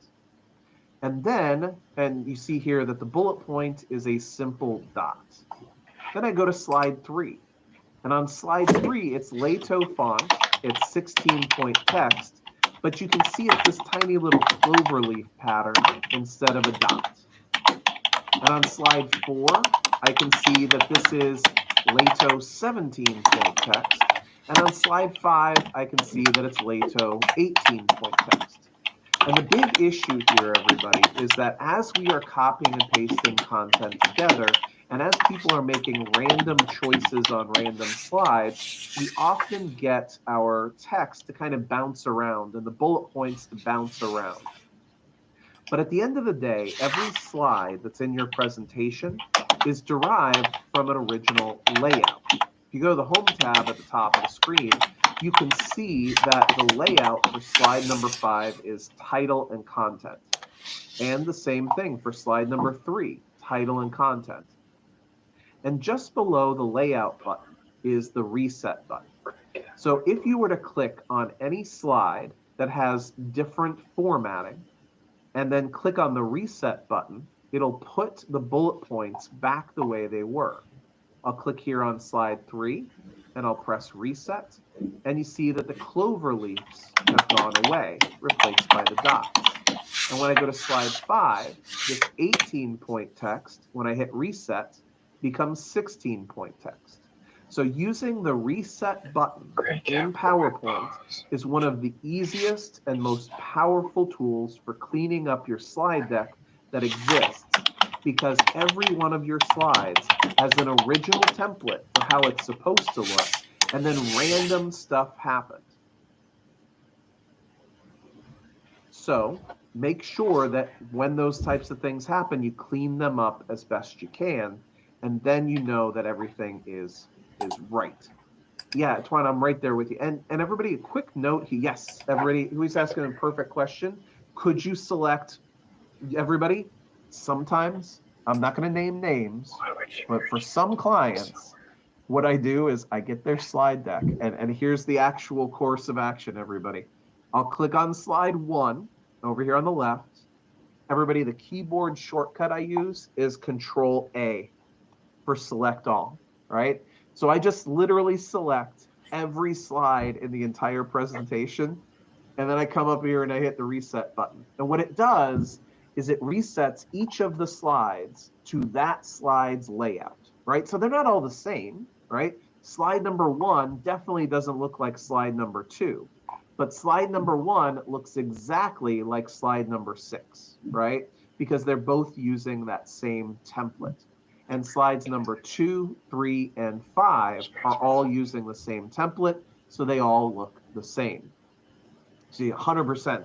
You can select as many slides, and in fact, all the slides in your presentation, hit that reset button, and everything goes back to the way it is supposed to be. Not to the same layout, but all to the layouts that they are supposed to use. I wish it wants to connect with me. It's so weird. All right. Other ideas or questions here? We're doing okay? Lovely. Okay, everybody. I learned this trick first in OneNote. And ever since then, I have found reasons to use this trick in Word, in PowerPoint, and in Outlook, and in OneNote. And it's like this. So right here, everybody, I have on this slide 4 bullet points.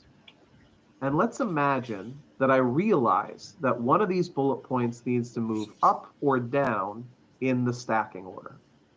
Now, I know, because I have done this 1,000 times, probably 1,000,000 times at this point, what I always used to do was I would highlight the 3rd paragraph, right?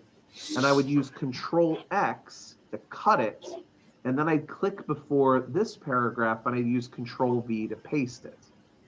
But instead, everybody, what I'm going to recommend is that you use Alt and Shift and the arrows. Okay, I'm putting that into the chat now. See this? Everybody watch the paragraph. Automation has been achieved. And watch as I'm using, with my left hand, I'm holding my Alt key and my Shift key.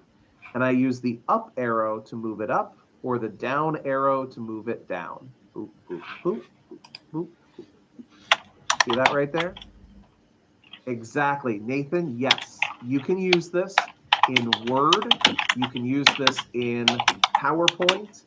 You can use this in OneNote. You can use this in Outlook.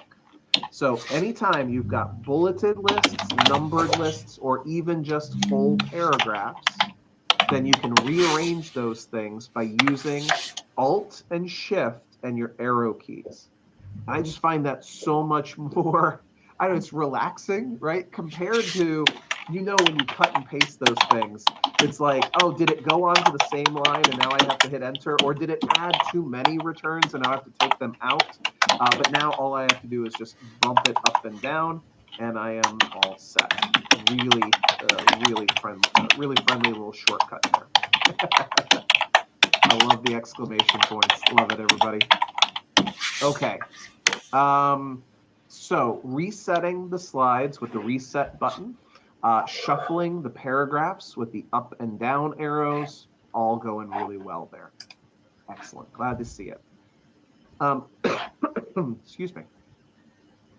I'd like to also recommend that whenever you are trying to make a presentation where there's a lot going on in the slide, that you consider using overlaps and you consider doing some morphing.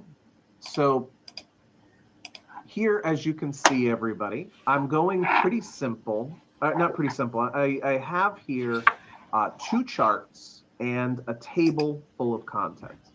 And a lot of times during a presentation, you'll see your coworkers just putting this up on the screen and talking on top of it constantly. So instead of that, everybody, what I would recommend that you do is you make the first version of this slide. Then you go to that slide and you hit Control D to duplicate it. And when you hit Control D to duplicate it, maybe go to the Transitions tab and add a simple fade transition. And let's say that we assume that we want to talk about one segment of this first. So what we can do is we can then highlight whatever it is we want to talk about first. Maybe I want to talk about Joshua Hoffman, And I will put in the background behind Joshua Hoffman's entry here, let's say a little bit of green. And Joseph Hayden, I'll make him bold and green. And Alexandra Howe, I'll make bold and I'll make green. And I would also recommend everybody that if you want people to focus on the table, go to your Insert tab at the top of the screen and drop a box on top of the stuff that you don't want people to focus on. Now, of course, this one would look totally obnoxious, but if I use the shape fill and I fill it with the same color that's in the background right now, and I make sure that there's no outline and there's no drop shadow, at first it looks like nothing's there at all. But then I would take it back just a little bit. If you go to shape fill in PowerPoint and you go to more fill colors, it's really easy to add just a little bit of transparency to this. So I'll add, maybe 25% transparency to that block and then hit OK. So the charts are still there, but they're clearly being grayed out for the purposes of communication. So here, everybody, this is the end result.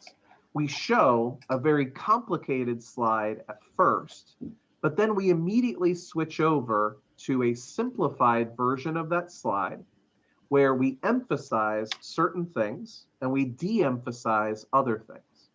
And again, we can emphasize other things, and then we could bring emphasis to something else. You see here, I'm now putting a white box behind the thing that I want to talk about. So this simple little progression makes it really easy to carry on a conversation and to bring focus to the things you really care about. A lot of times people say to me, but Neil, I got to put this big obnoxious table on the screen. And I have to because my boss requires it.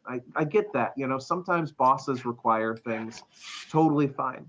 But you can work with it and say, okay, yeah, we'll show the really complicated version first, but then really quickly we'll switch to a simplified version so we can carry on this conversation and bring focus. And then similarly, everybody, if I can go ahead and recommend that you try out using morph anytime that you're trying to bring focus to certain things. Here's something we'll use. Okay, so let's say that on the first slide, let's take that.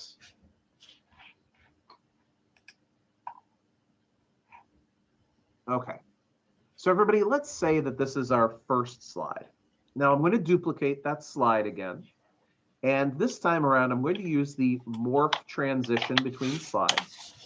And what I'm going to do is on this slide, I am going to take the color out of the bars that I don't really care about. So I'll take these and turn them all gray. Now, everybody, a keyboard shortcut that I want you to try out is the F4 key on the keyboard. So as you're going through your chart, every time you press F4, it repeats your last action. And now I'm going to go back to segment number 1 here, and I'm going to fill that with a color that really stands out.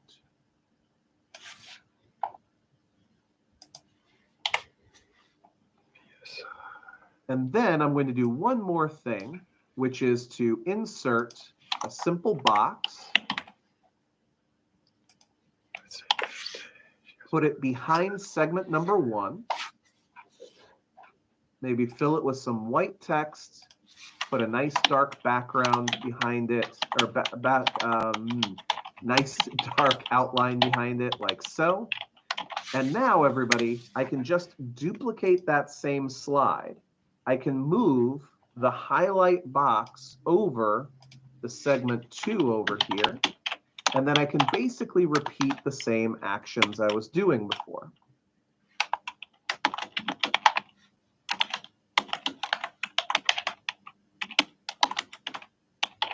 Highlighting these things in a color. Oops, let's try that again. There we go. Highlighting these things in a color that will bring attention to them, using F4 to repeat, and using that highlight box. And now because morph is turned on, here's what happens. On the first slide, of course, we see everything. And then we bring focus to the thing that we're most interested in. And then what Morph does is it says, hey, we've got that box behind segment 1 right now. But on the next slide, it's behind segment 2. So I'm just going to go ahead and slide the box over to segment 2, like so. And we're going to say that we're going to focus on this element or this element. So that's a really nice tool, once again, everybody, that can really form everybody's focus and make sure that everything is exactly where it's supposed to be. All right, so a couple of little tips and tricks there in PowerPoint. And now, everybody, in our home stretch, let's talk about a couple of Outlook tools. Okay. First of all, everybody, as I said earlier, you're probably about 50-50 right now as to whether you all are using the new Outlook or the old Outlook. This is my new Outlook with the Outlook slider turned to new. And so this is the new stuff that's coming out in this new version. And a quick note, everybody, the reason that there is a new Outlook and the reason why everybody is ultimately one day going to be switched to new Outlook is because new Outlook is the exact same thing as online Outlook. And that's Microsoft's goal, is to make sure that your online Outlook and your desktop Outlook have the exact same tools. Now, some people would say, I would imagine the desktop tool would have more features built into it. But what they're really just trying to do is beef up the online one so that you're not going to miss as many things. And everybody, here are the little helpful things I want you to see inside of Outlook. First of all, if you have a particular email that comes in from a particular source, up at the top of the screen on the Home tab, there's this new thing called Sweep. And when you click on Sweep, it says, right now you're getting messages from the Microsoft account. Would you like to do any of these things automatically, right? So here I'm going to move the messages from the inbox and any future messages. Notice right here, everybody, keep the latest message and move the rest of the messages out of the inbox. Or keep the message for 10 days and then do something with it. So I think that's what I'll do. I'll keep these messages for 10 days and then move them to deleted items or to a different subfolder. I'll click OK, and now there is a rule for that. Let's take a look at another way that we can retain emails for a limited amount of time. Up here at the top of the screen, I now have a policy button. And you can see here that I can invent a retention policy for my emails. Now, everybody, let's be very clear. This does not circumvent your IT staff's retention policy. It only would allow for more strict retention policies for deletion than what your IT staff is doing. It wouldn't let you keep things for longer. But what you can do, for example, is you see here on the left-hand side, I've created a folder called short-term hold. And the short-term hold folder, if I go to it, there is a policy placed on it that anything that goes into this folder is automatically deleted after 1 month. And you can see, everybody, that there are, under the policy drop-down menu, the ability to go to more retention policies and to create a retention policy that makes sense to you. So by clicking here on Add New Policy, it looks like it's only going to let me pull from the ones that exist already in the Microsoft space. So that's okay. So there's a 5-year deletion, a 1-year deletion, a 1-week deletion policy for how these emails get handled. So it can be a very useful tool to say, yes, I'm going to make this folder a full-time hold. I'm going to make this folder a 1-year hold. I'm going to make this folder a 5-year hold, etc. And then, everybody, I want to show you two tools that my wife uses constantly. So the first of those is if you get an important email and you need to be able to go back to it on a regular basis. Up here at the top of the screen, there is the pin option. And pinning is so very helpful. It's basically everywhere in the Microsoft environment these days. There is a push pin now, and there is a pinned area at the top of your inbox. And so those things that you are focused on right now can be something that's always at the top of your mailbox until you go back to the push pin and you deselect it. So that's a really interesting feature, everybody, that hey, here's this email from Amanda. I need to work on this email from Amanda for the next 2 days. So I'm just going to click the little push pin on that. And that email from Amanda will be in the pinned area for as long as I want it to be. And then when I don't care about it anymore, I can unpin. And then finally, we have snooze.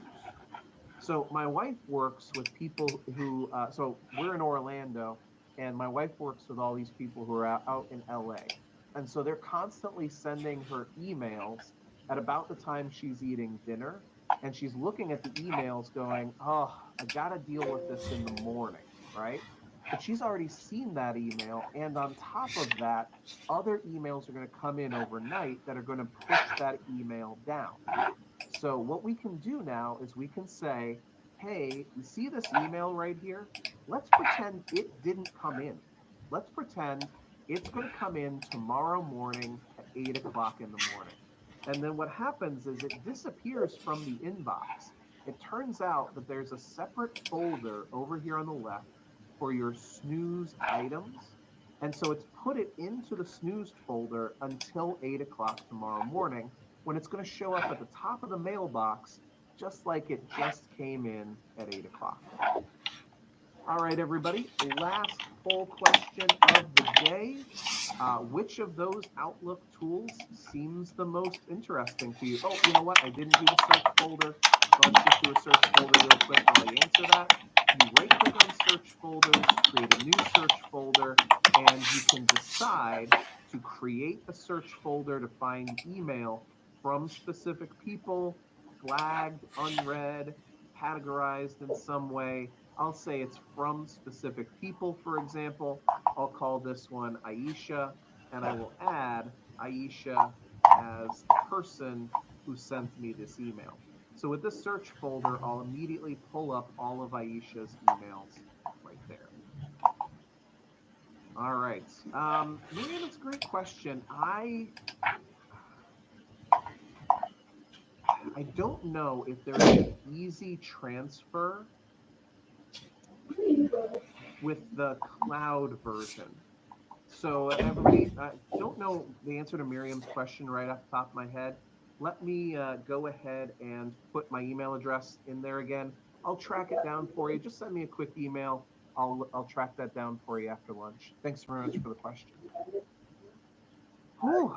All right. Lovely. Ladies and gentlemen, I believe that puts us at lunch.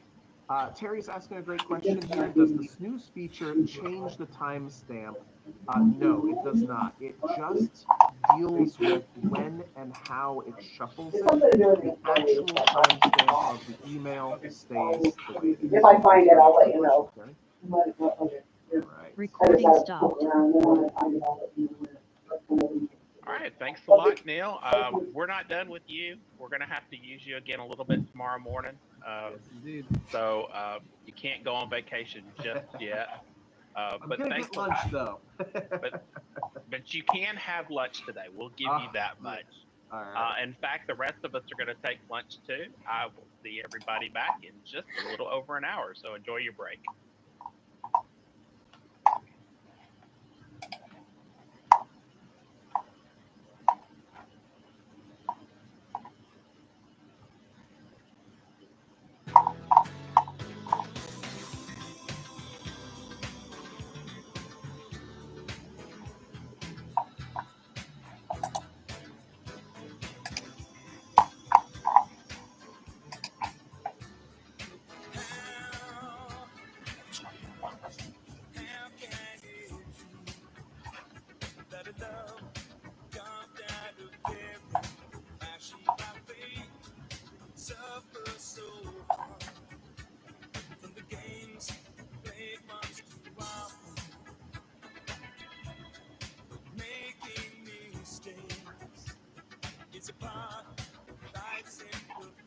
picture.